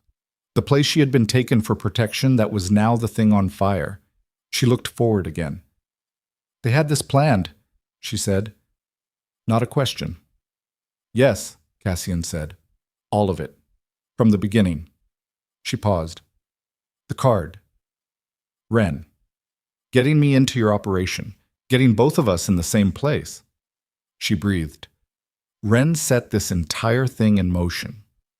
"Ren or someone above Ren," Cassian said. She looked at him sharply. "Above Ren?" "Someone who operates the way this has been operated. Patience, multiple layers, contingencies, the ability to pull a man out cleanly and leave a trail that points exactly where they want it to point." He watched the dark water ahead of them. "That's not a city councilman. That's infrastructure." She was quiet for a moment. The boat cut silently through the harbor chop, the electric motor barely a presence beneath them. "My father said it went higher than anyone would believe," she said. "Your father was right," Cassian said. "And they have his files now." "Yes." "Which means they know exactly how far his research went, exactly which threads he pulled, exactly which names he had." She paused. "Which means everyone on that list, everyone he ever spoke to, they're already marked." "Yes." She was silent for a long moment. The harbor was enormous around them in the dark. The city's skyline threw light against the low clouds, smearing the sky above the buildings orange and white, making the darkness on the water feel more complete by contrast. "Then we have nothing," she said. "No safe house, no files, no leverage. Decker is dead. Your operation has a hole in it the size of—" She stopped, breathed. "We have nothing." Cassian looked at the water ahead. He thought about what nothing meant. He thought about what it meant to rebuild from nothing, which he had done once before, at the beginning, when he had been younger and the city had been different and the stakes had been personal in a different way. "We have Mercer," he said, "and we have what you carry in your head." He paused. "And we have each other, which 6 days ago neither of us had." She looked at him. The harbor light barely reached them out here, and her face was mostly shadow, the bruising invisible in the dark, just the quality of her looking at him. "That's not much," she said. "No," he said. "It's not." Another pause. "You're going to war over this," she said. "Properly. Not just defending, actually going after them." He looked at her. "I know that face," she said. "My father made that face once, the week before he died." Her voice did not break. It found a lower register and stayed there. "I'm asking you not to make the same mistake he made. Whatever you're planning, don't do it alone." Cassian held her gaze across the boat. He thought about Decker. He thought about the photograph in his desk drawer that was now ash in the ruins of his estate. He thought about the 7 names on a hit list and the unknown number of people his father's files had exposed to a machine that had been running quietly and lethally through this city for longer than he had been building his own empire. He thought about what it meant that someone had been patient enough to run an 8-month penetration operation against him, and what kind of institutional reach that patience required, and what it meant that they had played that carefully and still decided to move tonight. They decided to move tonight because something had changed. Something had made them feel the timeline was closing. He thought about what had changed. He looked at Elara. She had connected the billing codes to the infrastructure contracts. She had identified Fel. She had placed Salas inside the original network. She had remembered the green drive, her father's visits, the things she had stored in her memory for 6 years without knowing what they built toward. They moved tonight because of her. Because someone in Ren's operation had understood, before Cassian fully had, what Elara Quinn was actually capable of when she sat down with the right information. They were afraid of her.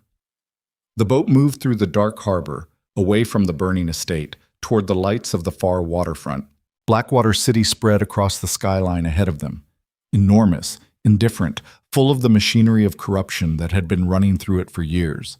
And the people it had swallowed, and the man whose daughter was sitting 2 feet away from Cassian Vale in the dark with her father's dead research still alive somewhere in her head and a weapon in her hand, and the particular expression of someone who had been pushed to the far waterfront smelled like diesel and dead fish, and the particular cold that came off the harbor in winter, the kind that got into the joints and stayed there. Cassian pulled the boat into a maintenance slip beneath the commercial pier at Dock 14. A berth he had never used and never registered, purchased through a holding company that had been established before Ren joined the operation, and therefore clean, one of perhaps 6 assets in Blackwater he was now confident hadn't been compromised. He killed the motor, and the silence came back, broken only by water against the pilings and the distant sound of the city running its nighttime machinery. Harlan tied off without being told. Elara climbed out onto the dock and stood with her arms crossed against the cold, looking at the skyline behind them, where the promontory was still faintly orange against the low clouds. Cassian stood on the dock and looked at it too, for 3 seconds, and then turned away.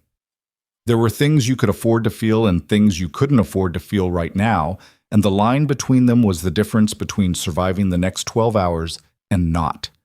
The estate had contained 23 years of architecture. The photograph.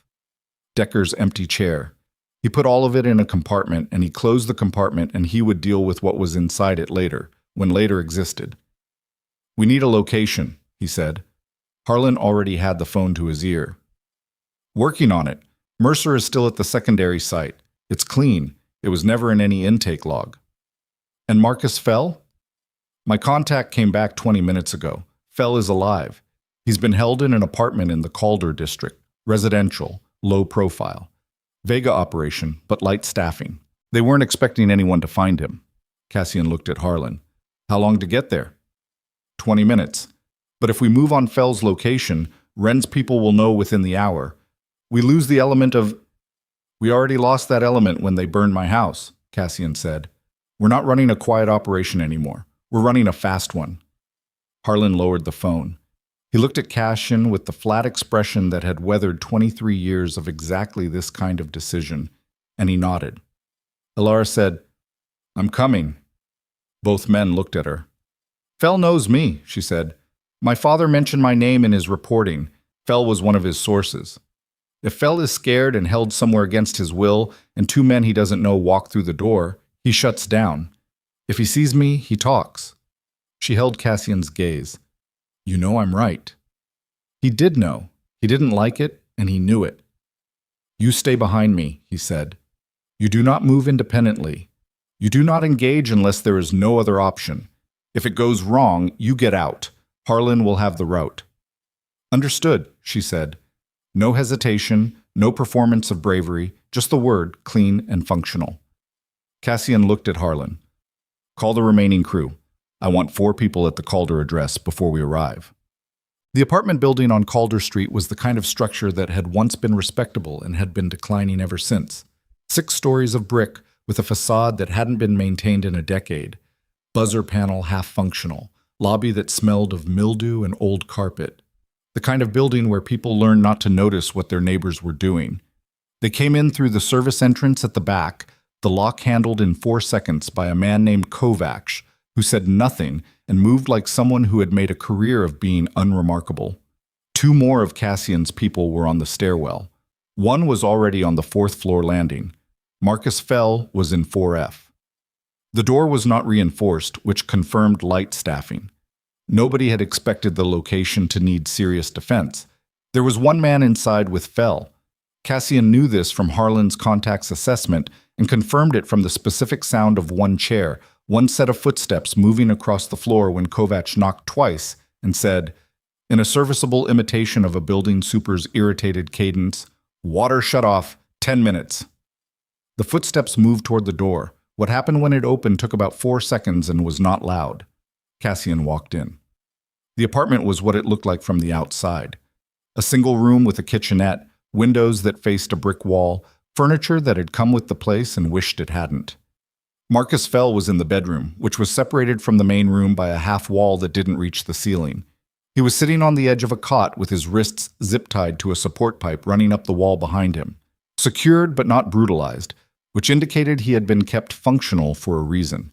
He was perhaps 55, thin in the way people got thin when they had stopped eating properly for weeks. Gray at the hairline, which had advanced considerably from the photograph Harlan had sourced. He had the eyes of a man who had been calculating odds continuously and not finding any of them favorable. He looked at Cassian, then at Harlan cutting the zip ties, and then he looked past both of them, and his expression changed. "Elara Quinn," he said. His voice was rough from disuse. "He said you'd come someday. I didn't think he meant like this." She crossed the room and crouched in front of him. She looked at his wrists, at the marks the ties had left. She looked at his face. "Marcus," she said, "my father trusted you." "Your father was the only person in this city worth trusting," Fell said, "and they killed him for it." "I know," she said. "Tell me about the files." Fell looked at Cassian, assessment running fast across his exhausted face. He looked back at Elara. He made a decision. "The USB," he said. "Your father copied the master archive to 3 locations. One was your workstation, the drive. One was a physical deposit in a lockbox at the Merchant Street post office, registered under a name I don't know. And the third—" He paused. He looked at his wrists. The third was embedded in the city's own infrastructure billing system, a hidden partition in the emergency services network. He built it in during a maintenance window 18 months before he died. He had access through a contractor credential. Elara sat back on her heels. Her father had hidden his evidence inside the system they were using to launder the money. "They don't know about the third copy," Fell said. "They got the drive. They haven't found the lockbox yet. I don't know that location." "But the partition in the billing system." He looked at Elara.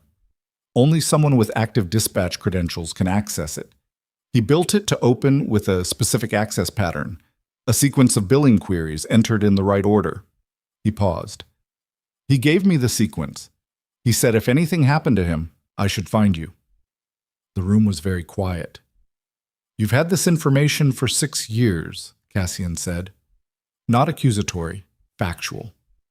"I've been afraid for 6 years, Fell said, and he said it without shame because it was the truth, and the truth was all he had left. "I'm a city auditor.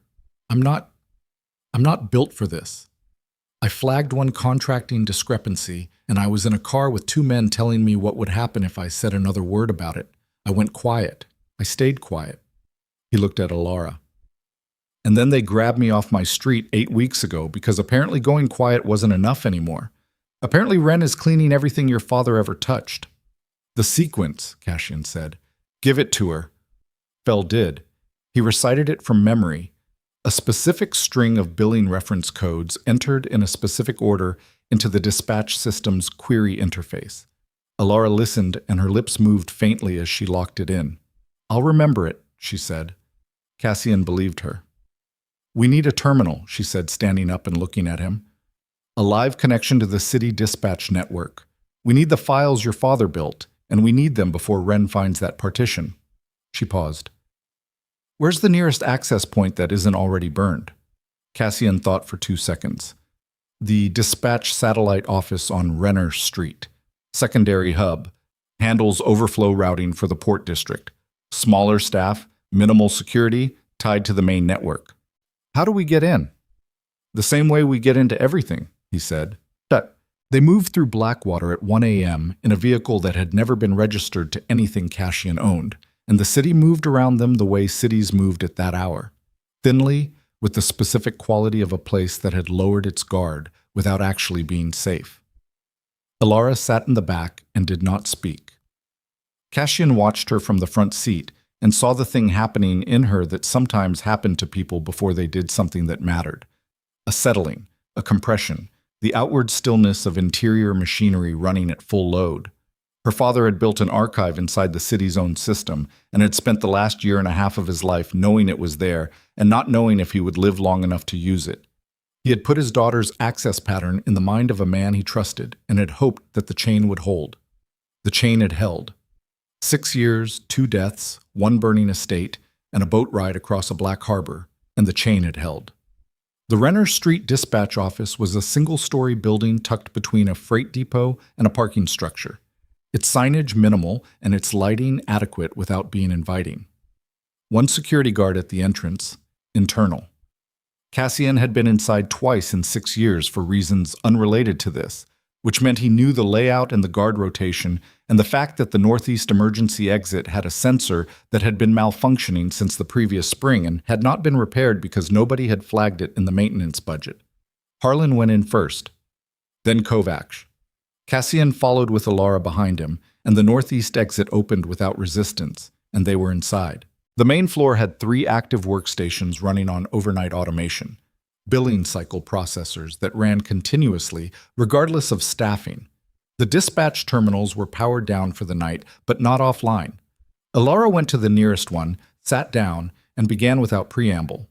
Her hands on the keyboard had a quality to them that Cassian recognized, the specific quality of someone operating in their native environment.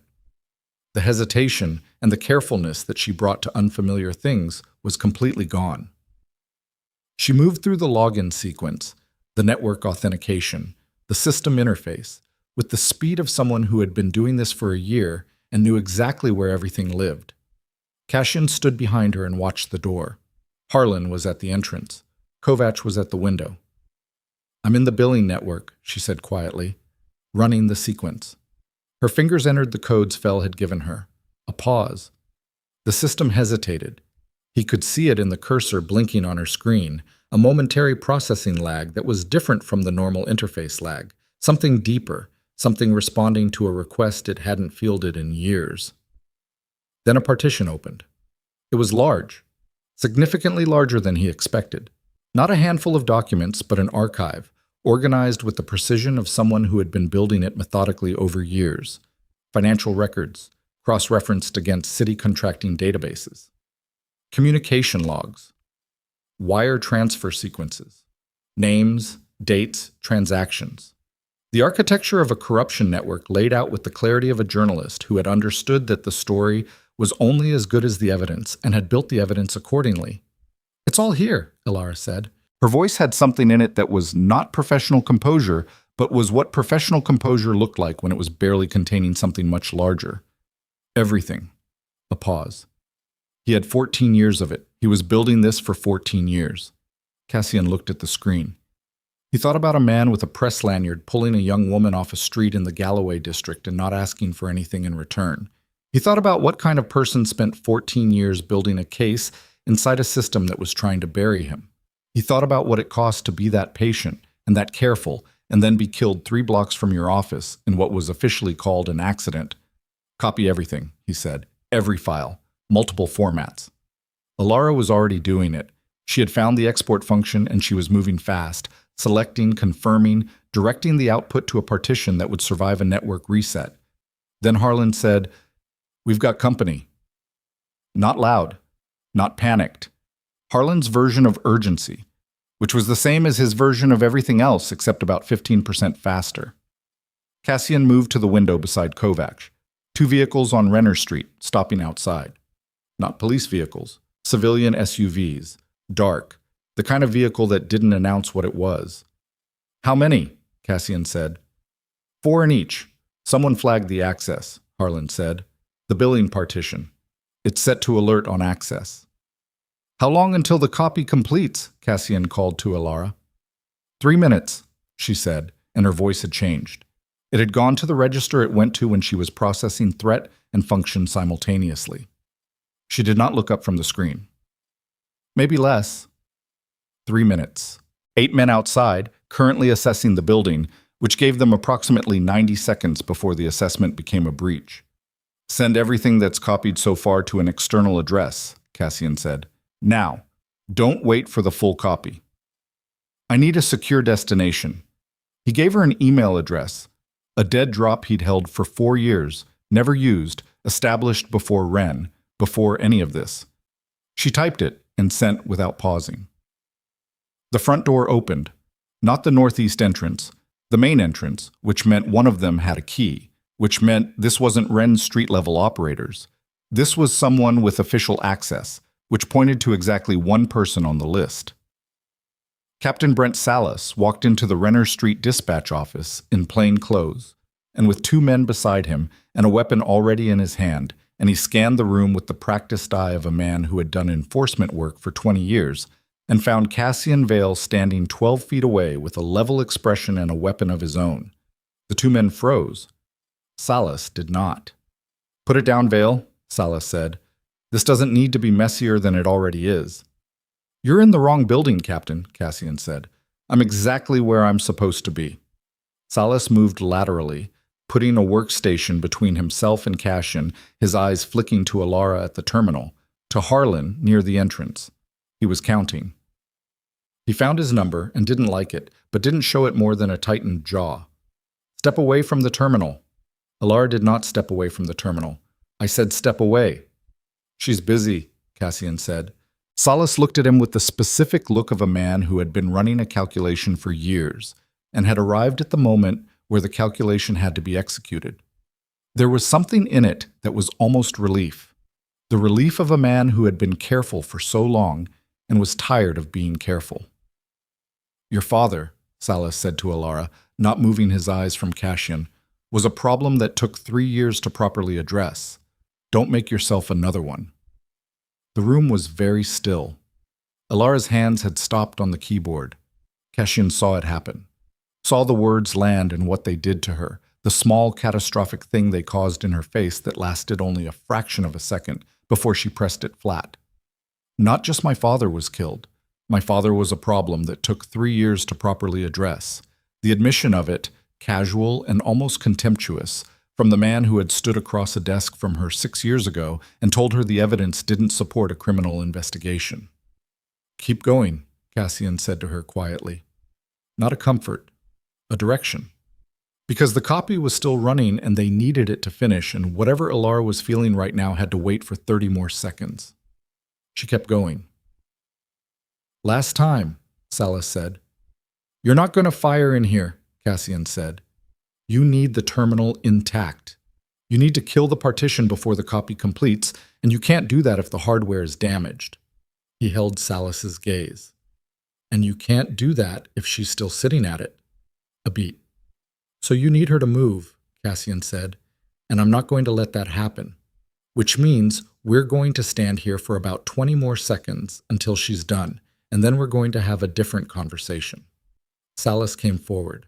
Not a lunge.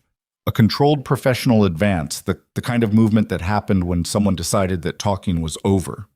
He crossed the distance between them with his weapon up, and one of his men moved simultaneously toward Elara. Cassian moved. The exchange was brutal and compact. The weapon went sideways, and his elbow made contact with Salas's face, and the man staggered but did not go down because 20 years of enforcement work built something durable in people. And Salas's return was fast. A knee that connected below Cassian's ribs and drove the air out of him in a way that was immediate and total, the kind of pain that turned off everything except itself for about 2 seconds. 2 seconds was a long time. He heard Harlan. He heard Kovacs. He heard a sound that was furniture and then a sound that was not furniture. He pushed through the 2 seconds with something that was not willpower exactly, but was the thing that lived in people who had been in enough situations like this to know that willpower was the wrong word. It was more like refusal, simple and absolute. The refusal of the body to honor its own limits at the specific moment when honoring them meant dying. Salas had him against a workstation, one forearm across his throat, and was pressing with the specific knowledge of where pressure needed to be most effective. Cassian looked past Salas's shoulder at Elara. She was still at the terminal. The man who had moved toward her was on the floor. Harlan, somewhere in his peripheral vision, had handled that. And her hands were on the keyboard, and her eyes were on the screen, and her jaw was set in a way that was her father's jaw in a photograph, and she hit the final confirmation key and said, "Done." Cassian drove the back of his skull into Salas's face. The arm across his throat loosened. He turned. 2 more impacts, precise and without mercy, and Brent Salas, precinct captain, the man who had stood over a grieving 23-year-old and told her there was nothing to investigate, sat down hard on the floor of the Renner Street dispatch office and did not immediately get up. Cassian straightened. He pulled air into his chest. His ribs reported something he would deal with later. Harlan was there. Kovac was there. 2 of Salas's men were on the floor. The 3rd was gone. He had run, which meant he was going somewhere to report, which meant they had minutes before the 6 men still outside stopped wondering why the building had gone quiet. "The files," Cassian said. "Sent," Elara said. 4 copies to 4 addresses. 1 to your dead drop. 1 to a federal oversight reporter at the Blackwater Chronicle who published my father's last 3 stories. 1 to the federal district attorney's tip system. 1 to a structured data archive that's set to go public in 48 hours if nobody accesses it with a specific cancel key. Cassian looked at her. She stood up from the terminal. She looked at Salas on the floor, who was conscious but finding vertical orientation difficult. She looked at him for a long moment with something in her face that was not satisfaction and was not grief, but was what lived between them when both of them were present simultaneously. "My father built that archive," she said to Salas. "He spent 14 years building it inside your city's own system, and you killed him before he could use it." She paused. Her voice was level, and it cost her nothing to keep it that way because the cost had already been paid a long time ago. "It's out now." Salas looked at her from the floor. His face was blood. His expression had gone somewhere past calculation, somewhere that didn't have a name yet because the situation it was responding to had never existed before. "You don't understand what you've done," he said. "I think I do," she said. Cassian put his hand on her arm, not roughly, a direction, and they moved. Through the northeast exit, into the cold, the freight depot smell and the harbor cold wrapping around them as they came out into the night. The 6 men from the SUVs were moving toward the building's main entrance. They had not yet repositioned to cover the rear. Harlan had a vehicle on the parallel street, 60 meters north, and they moved toward it at a pace that was controlled and fast without being the kind of running that attracted attention from a distance. Cassian's ribs made themselves known with every step, and he managed it the way he managed most physical things, by treating it as information rather than complaint. Elara kept pace beside him. She was breathing hard but evenly. Once she looked back, not at the dispatch office, but at the skyline beyond it, at the city spread wide under its self-made light, enormous and indifferent and full of the machinery of things that had been running for years without accounting. "How long before they know the files are out?" she asked. "They probably know already," Cassian said. "The partition alert would have logged the access. Wren will know within minutes, if he doesn't already. And the federal DA's tip system? Someone will open it tonight if the right person is monitoring, tomorrow morning at the latest." "And the reporter?" "Your father's reporter," Cassian said. "She'll run with it before sunrise." Elara absorbed this. They reached the vehicle. Harlan unlocked it, and they got in. And the city slid past the windows as Harlan drove north, away from Renner Street, away from the burning estate on the promontory, away from the accumulated wreckage of 48 hours that had started with a phone call at 2:13 in the morning. "Wren," Elara said, "he still has his public position. He still has the network. Even with the files out, these things take time.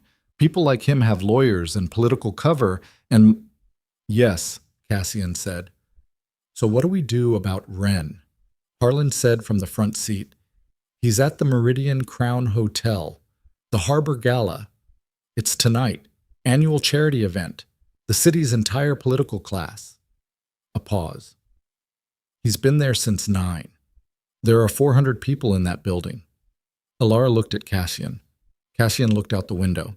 The Meridian Crown was visible from here, its tower rising above the harbor district, its upper floors lit with the particular warm light of an expensive event proceeding exactly as planned while the ground shifted underneath it. He thought about Wren in that room, surrounded by the apparatus of his own respectability, the bought allegiances and the cultivated appearances, the donors and the officials and the architecture of influence that had been constructed around a core of deliberate destruction. He thought about the witnesses on the hit list who were still alive tonight but might not be tomorrow. He thought about the reporter who would be opening an email in a few hours. He thought about the federal DA's tip system logging an anonymous submission. He thought about the 400 people in that building who had no idea what was underneath the evening they were having. He thought about Decker. He looked at Elara, who was watching him with the steadiness she brought to everything, and the particular quality of someone who had already decided what she thought needed to happen, and was waiting to find out if the man across from her had arrived at the same place. "We need to end this tonight," she said. "Not in a courtroom in 6 months. Tonight. Because by tomorrow morning, Wren will know how much is out, and he will run or he will destroy whatever he can't move, and the people on that hit list will have—" "I know," Cassian said. "Then say it." He looked at her. The vehicle moved through Blackwater City, through the nighttime streets, toward the tower above the harbor, where a man who had been running a machine of corruption for 14 years was standing in a ballroom beneath chandeliers drinking someone's money. "We go in," Cassian said. Elara breathed out. 400 civilians, Harlan said. "We keep them out of it," Cassian said. "The files are already out. They have 48 hours before the public archive drops. What we need is Wren himself, his public exposure, in front of enough witnesses that there's no version of this he walks away from." He paused. He's been careful his entire career. He's never been in a room where he couldn't control the information. Another pause. "We change that tonight." Harlan was quiet for a moment. He drove. He said, 4 of us against whatever Wren has in that building. His security team, 4, maybe 6. And Salas will have called ahead. "Yes." Another silence. Harlan drove. "Decker would have said yes," Harlan said. Cassian didn't answer that. He looked out the window at the Meridian Crown growing closer, its lights burning above the harbor, its tower full of people who thought tonight was a charity gala and were about to discover what the city they lived in had actually been built on. Elara checked her weapon. She did it without ceremony, the way her father had probably taught her. In whatever room of whatever apartment, in whatever year of her childhood, he had decided that knowing how was a necessary skill in a city like this. Cassian looked at her hands, at the steadiness in them. "When we're inside," he said, "you stay close." "I know," she said.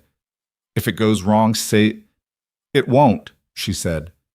Not because she was certain, because she had decided.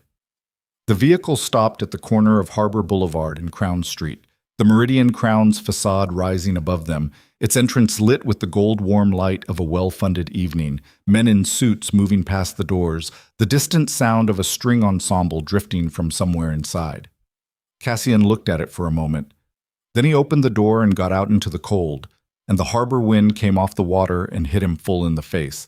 And above him the Meridian Crown blazed against the night sky, while somewhere inside it, Gideon Wren stood in a room full of his own. The lobby of the Meridian Crown was all marble and light.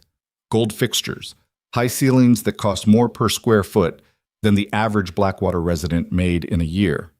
A coat check running at capacity, a bar doing serious business, and the murmur of 400 people who had paid to be seen in this room, moving through it with the practiced ease of people who had been performing ease their whole lives. Cassian walked through the front entrance like he belonged there, because in Blackwater City, in a room full of money and political proximity, looking like you belonged there was 60% of the work. His jacket was wrong for the occasion, dark, functional, nothing like the suits around him. But his face did what it always did, which was project the specific quality of a man who had never needed a room's permission to be in it. Elara was beside him. Harlan was 20 feet back. Kovich had taken the service entrance. They had 4 minutes before Salas, wherever he was, managed to communicate their direction to anyone inside. Possibly less. The ballroom was through the double doors at the end of the main corridor, and Cassian could hear it before he reached it. The particular acoustic texture of a large formal event, music beneath conversation, beneath the sound of crystal and cutlery, and the self-congratulation of people who had successfully converted proximity to power into the appearance of having earned it. He pushed through the doors. The room was enormous. Chandeliers the size of small vehicles hung from a ceiling that had been designed to make the people beneath it feel significant, which was a lie the architecture told very well. Round tables arranged across a floor that was large enough to feel like the outdoors. A stage at the far end with a podium and a projected logo for the Blackwater Community Foundation, which was the event's nominal purpose, charity, the kind that came with tax advantages and canapés. And there, at the center table closest to the stage, surrounded by the particular constellation of staffers and officials that formed around men who had successfully converted political influence into something that required protecting, Councilman Gideon Wren. Cassian had seen photographs. The photographs had done an accurate job, early 60s, silver-haired, with the physical presence of a man who had understood early that appearing trustworthy was a skill that could be developed. He was talking to the man on his left with the attentive, practiced warmth of someone who had been performing listening for decades. He saw Cassian the same moment Cassian saw him. The warmth didn't leave his face. It was too good a face for that, too trained. But something behind his eyes shifted, the way light shifted when a cloud moved across it, and his right hand moved slightly toward the man on his right, which was his security lead, who had also seen Cassian by now and was already coming to his feet. Cassian kept walking. The room was noticing. Not all of it, not yet, but the ripple of attention that happened when something happened that wasn't on the evening's program was beginning to move outward from the center table. Heads turning, conversations losing their thread. Wren stood up. He stood up because sitting would have meant waiting, and men like Wren had survived by being the one who set the terms of every encounter. He stood, and he buttoned his jacket with one practiced gesture, and he looked at Cassian across the 10 feet remaining between them with the expression of a man who had been in difficult rooms before and had always come out of them functional. "Mr. Vale," he said. Conversational, almost warm. The voice of a man who understood that the performance didn't stop just because the audience had changed. "This is unexpected." "I doubt that," Cassian said. A beat. Around them, the room had gone to a different kind of quiet. Not silence, but the specific quality of 400 people recalibrating what they were witnessing. Wren's security lead was on his feet and moving. Cassian looked at him once and said quietly, "Don't." Something in the way he said it, the absence of threat in it, the simple fact of it, made the man pause, which was a second's worth of pause, but that was what was needed. Harlan was behind the security lead before he could resume moving. It happened without sound. Wren looked at his security lead. He looked back at Cassian. The warmth in his face had not left, but it had changed quality. It was thinner now, covering something colder underneath, the way ice covered water. "Whatever you think you're doing," Wren began. "The files are out," Cassian said. 3 words. He said them at normal volume, not performing for the room, just saying them in Gideon Wren's direction, and they landed the way 3 words could land when they were the right 3 words in the right order. Wren went completely still. Federal DA's office received a data submission approximately 40 minutes ago, Cassian continued. The Blackwater Chronicle's investigative desk received the same submission. There is a public archive set to open in 47 hours, containing 14 years of financial records, communication logs, wire transfer documentation, and source testimony connecting your infrastructure contracting network to organized crime, money laundering through city emergency services billing, and the ordered killing of investigative journalist Daniel Quinn. He paused. Among other things. The room was very quiet now. Not performance quiet, actually quiet, the way rooms went quiet when something real was happening in them. Wren's face had done something that his training couldn't entirely contain, a contraction around the eyes, a slight whitening at the corners of his mouth. He was doing the math, and the math was not resolving in his favor, and some part of his body knew it even while his mind was still looking for the exit. "You have no idea what you're talking about," he said. The warmth was gone. What was left was colder and more honest. "I know your name on a financial routing sequence that connects to the Emergency Services Billing Authority," Cassian said. I know your staff terminal ran a query on Elara Quinn's name 48 hours ago. I know Brent Salas has been running interference for your operation inside the police department for at least 8 years, including the investigation into Daniel Quinn's death. He held Wren's gaze. And I know that 3 hours ago you sent 8 men to my property with military-grade ordnance. You can't prove— I don't need to prove it tonight, Cassian said. The federal DA's office does. And they have 14 years of documentation built by a journalist who spent his career making sure that when it finally came out, it would be unburyable. A pause. It's out. Something happened in Wren's face. The last of the performance fell away, not all at once but progressively, the way a facade fell when the structure behind it gave out, piece by piece, the expensive maintained surface of a man who had operated carefully and successfully for a very long time, revealing the thing underneath it, which was smaller and more frightened and much uglier than the surface had suggested. He looked past Cassian. He looked at Elara. She was standing slightly behind and to the left of Cassian, and she had been still since they entered the room. And she was looking at Gideon Wren with the particular expression of someone who had been waiting for a specific moment for 6 years and had arrived at it and found it was not what they had expected, which was never what people expected, which was what it was. Your father, Wren said. He said it as if the name was information he was processing rather than a human being he had ordered killed, as if she was a variable in a calculation. Don't, she said. Quiet. Absolute. He looked at her for a moment. Something moved across his face. Not remorse, nothing that clean. More like the recognition of a fact. An acknowledgement the way a ledger acknowledged a number. Then he ran. Not away from her, not toward the doors. Sideways, toward the stage, which told Cassian something about where his contingency was located, and he was moving before the thought finished, cutting across the ballroom floor between tables, while behind him the room finally broke into the kind of noise 400 people made when they understood that what was happening was real. Wren hit the stage stairs and went up them and the door to the left of the stage, the one that led to the hotel's upper floor service corridors, was already opening from the inside. Someone on his staff who had been staged there, waiting for exactly this, because Wren had been careful his entire career and tonight was not the night he stopped. Cassian went up the stage stairs 4 seconds behind him. He heard Elara behind him and did not tell her to stop because there was no version of tonight where she stayed in the ballroom while this finished. The service corridor was bare concrete and fluorescent light, the Meridian Crown's operational spine hidden behind its decorative face.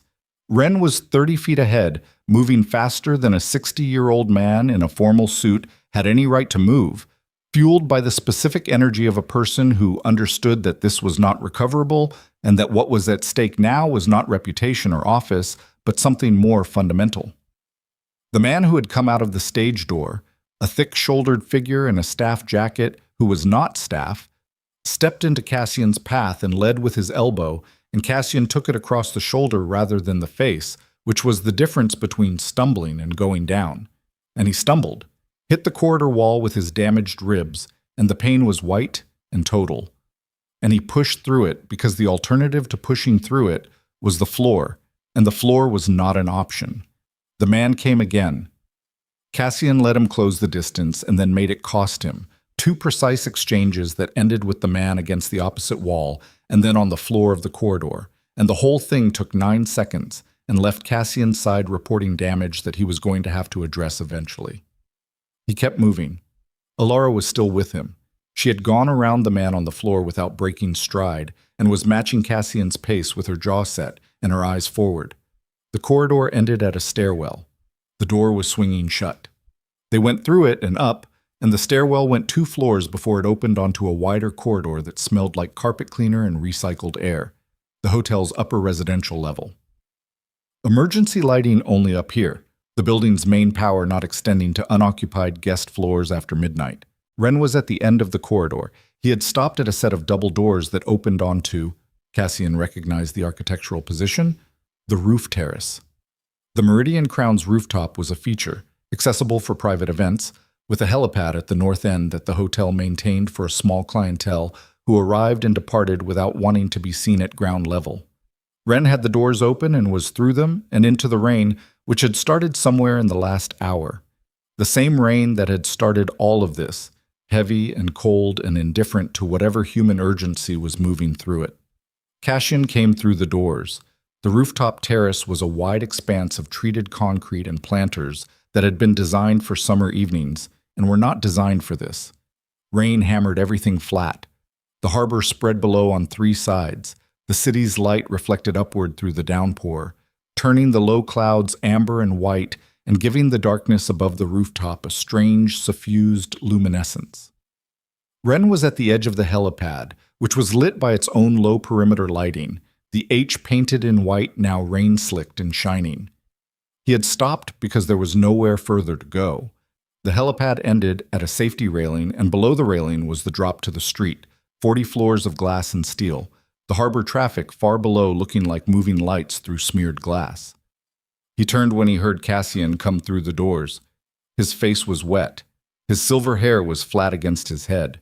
The expensive suit was doing what expensive suits did in the rain, which was become expensive wet fabric, and the man wearing it was breathing hard and looked, for the first time in however many years he had been building this, like exactly what he was, a man who had run out of room.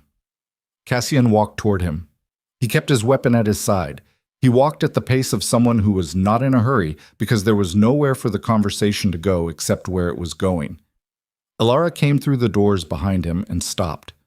Rain soaked into everything. The harbor roared faintly in the distance, indifferent and enormous. "It's over," Cassian said. Wren looked at him. He was doing the thing people did when the options had run out, but the mind hadn't accepted it yet, running the inventory one more time, looking for the exit that wasn't there. "You think this ends things," Wren said. "You think your files and your evidence and your—" He gestured at the rain, at the rooftop, at the city below.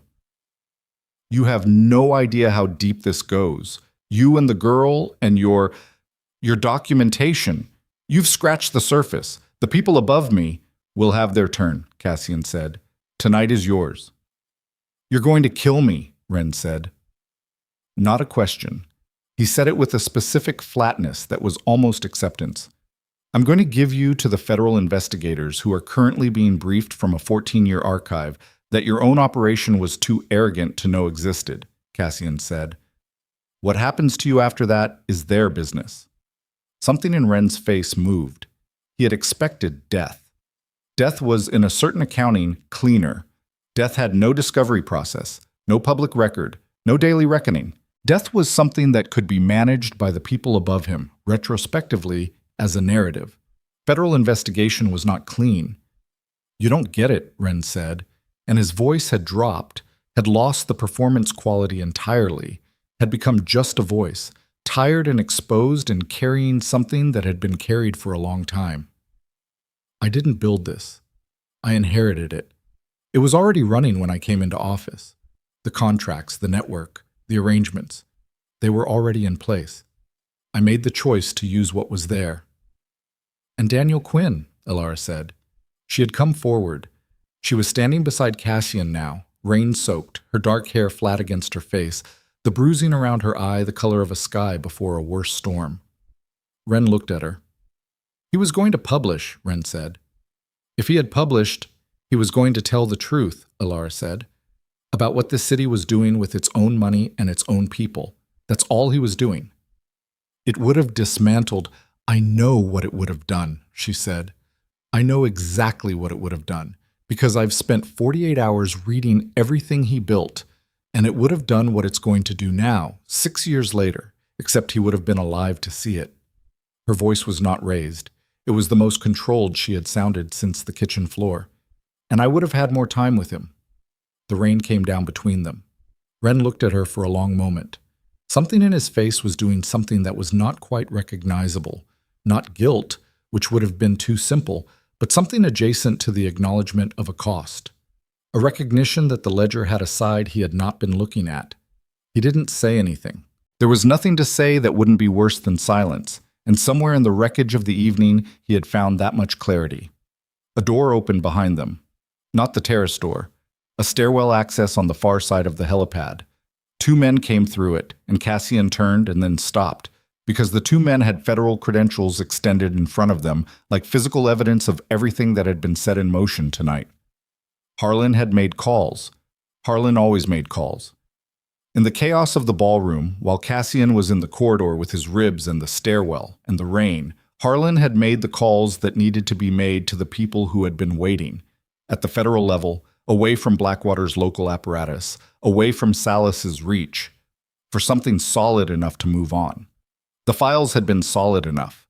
The two federal agents crossed the helipad in the rain, and one of them told Gideon Wren, in the standard language of such moments, that he was being detained pending federal investigation, and Wren put his hands out in front of him with the specific quality of a man who had finally stopped running the calculation because the answer was always the same. Cassian stepped back. He let them work.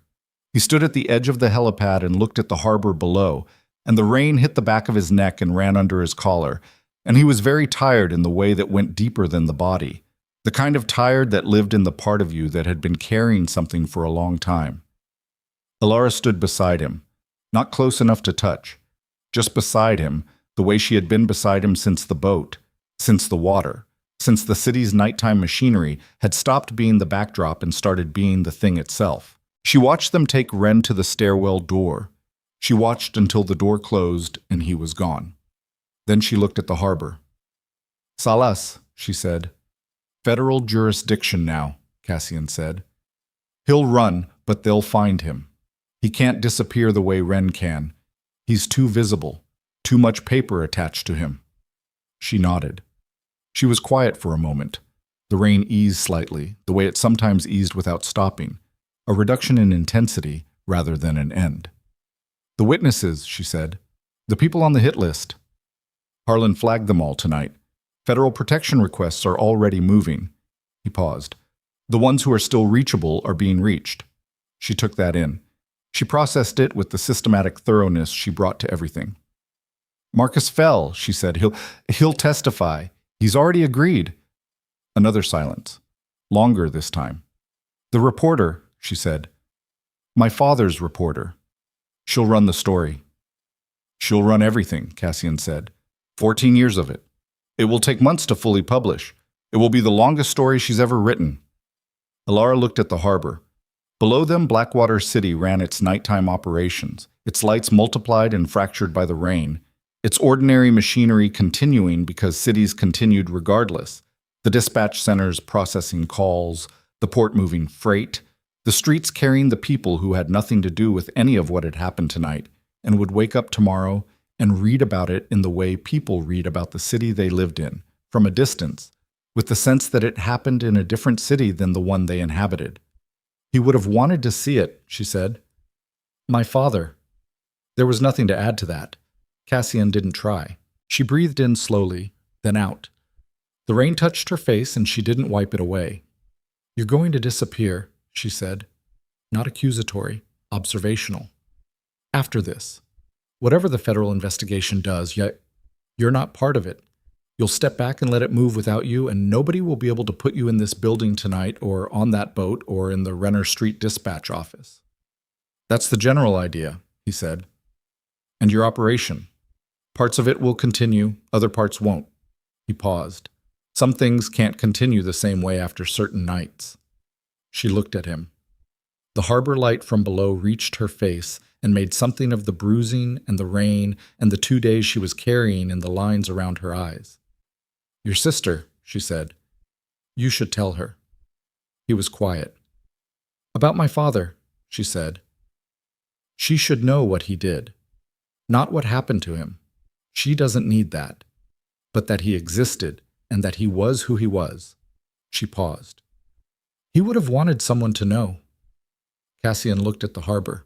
He thought about his sister in a city that wasn't this one, with a name that wasn't her original one, with a family she had built in the space that Daniel Quinn had helped create for her. He thought about what it meant to carry a debt for 8 years and find the shape of it in someone you hadn't known to look for. "I'll tell her," he said. The rain was easing further, not stopping, but becoming the kind of rain that was more memory than event. Below them, the helipad lights ran in a steady perimeter, illuminating nothing now.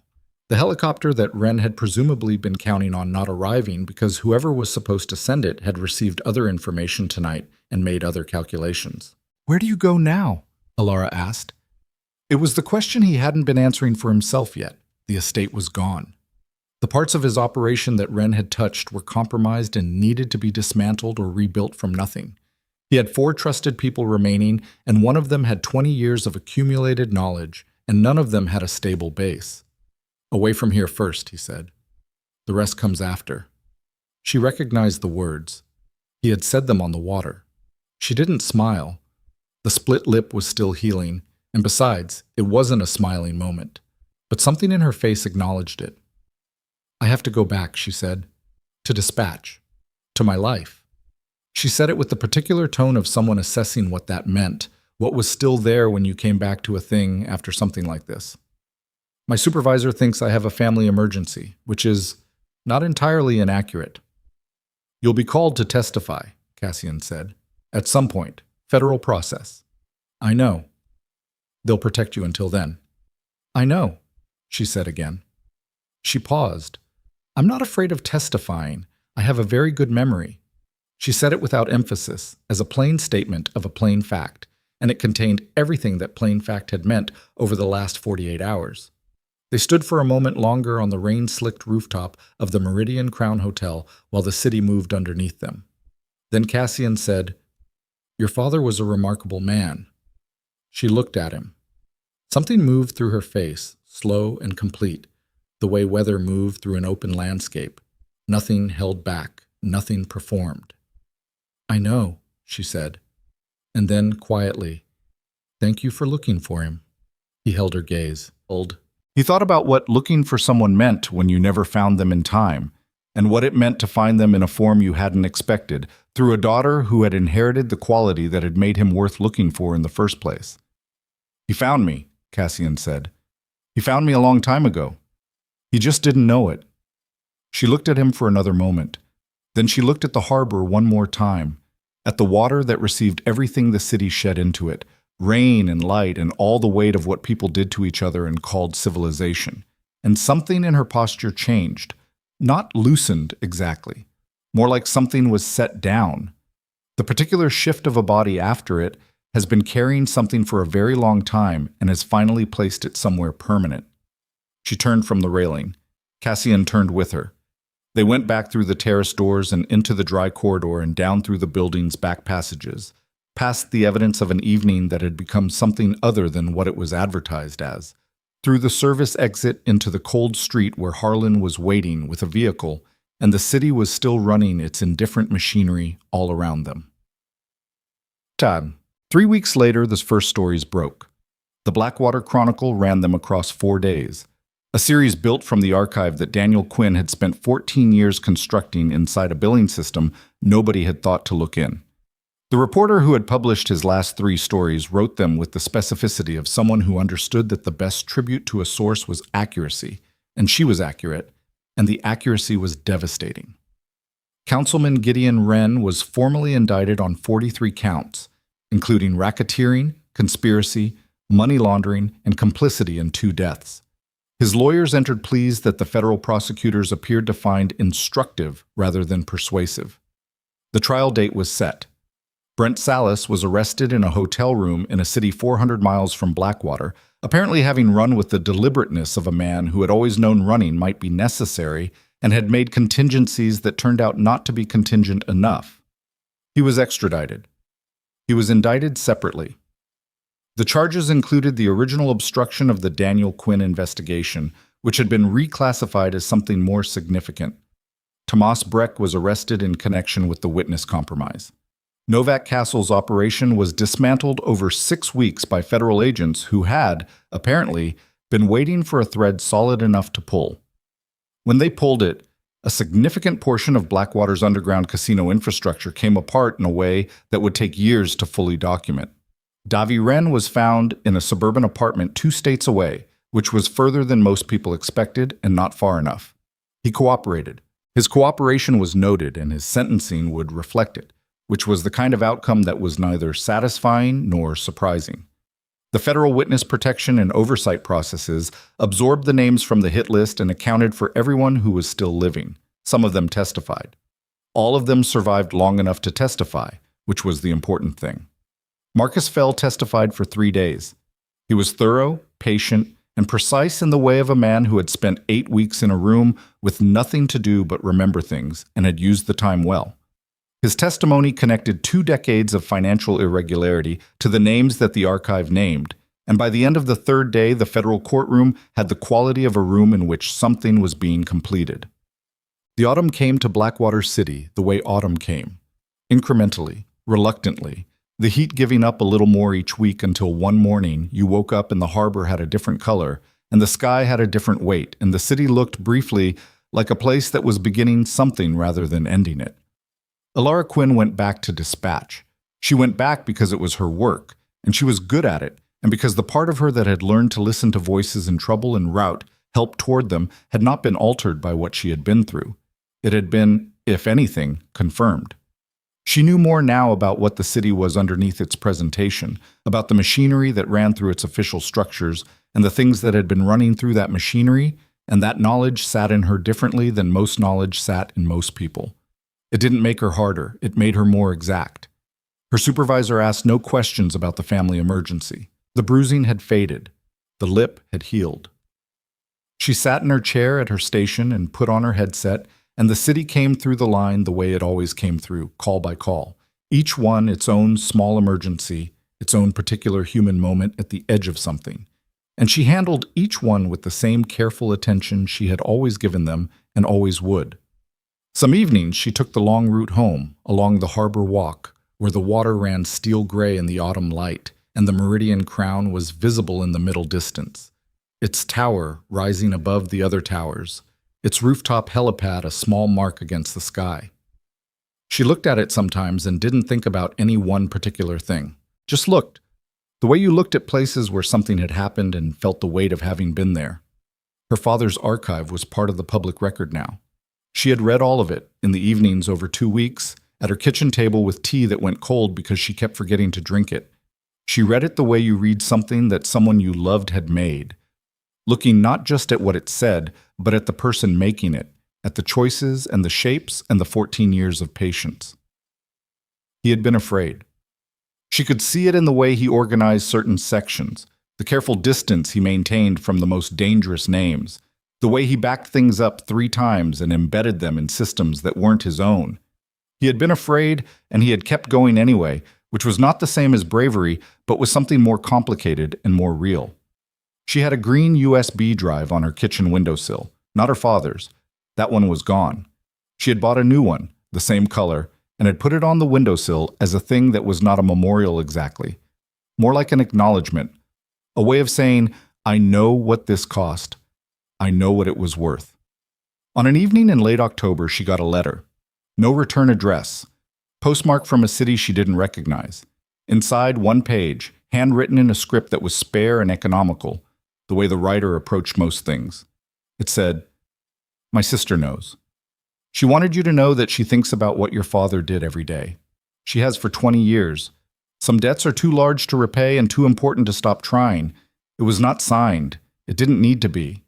She read it twice. She folded it carefully and put it on the windowsill next to the green drive, and stood for a moment looking at both of them, the last light of the October evening coming through the glass and laying itself across the sill and the 2 small objects on it, making them both glow faintly amber in the way ordinary things glowed when the light was exactly right. She thought about a man sitting alone in a penthouse office at 2 a.m. reviewing ledgers when a phone rang, and the 6 words that had moved him when nothing else had, and everything that had come from those 6 words and that movement. She thought about what it meant that the most feared man in Blackwater City had carried a debt for 8 years to a man who had never asked him to. She thought about what it meant that he had answered. She thought, some people are more than what they've built around themselves. Some people are most themselves in the thing they do that nobody sees. Outside her window, Blackwater City ran its evening operations. The harbor lights were coming on in sequence as the dark came in from the water, one after another, small illuminations against the large darkness, the way lights had always come on in this city at the end of a day. The dispatch center 3 miles away was taking calls. Emergency services were moving through the streets. The official machinery and the unofficial machinery were both running as they always ran, and the distance between them was what it always was. Vast in theory, intimate in practice, the city's real life happening in the space where the two kinds of machinery touched. It was, Elara Quinn thought, still her city. She had always known it was broken in specific ways that mattered. She knew now more precisely which ways and why and at what cost, and she knew the names of the people who had decided the brokenness was useful to them and the names of the people who had spent their lives insisting it didn't have to be that way. Her father's name was among the latter. So she thought, in the specific and limited and human way that people could be said to be anything at all, was Cassian Vale's. She turned from the window. The green drive caught the last of the light and held it for a moment. Then the evening completed itself, and the room went to its ordinary dark, and Elara reached for the lamp switch, and the light came on, and the city outside the glass continued in all its damaged, unfinished, necessary life.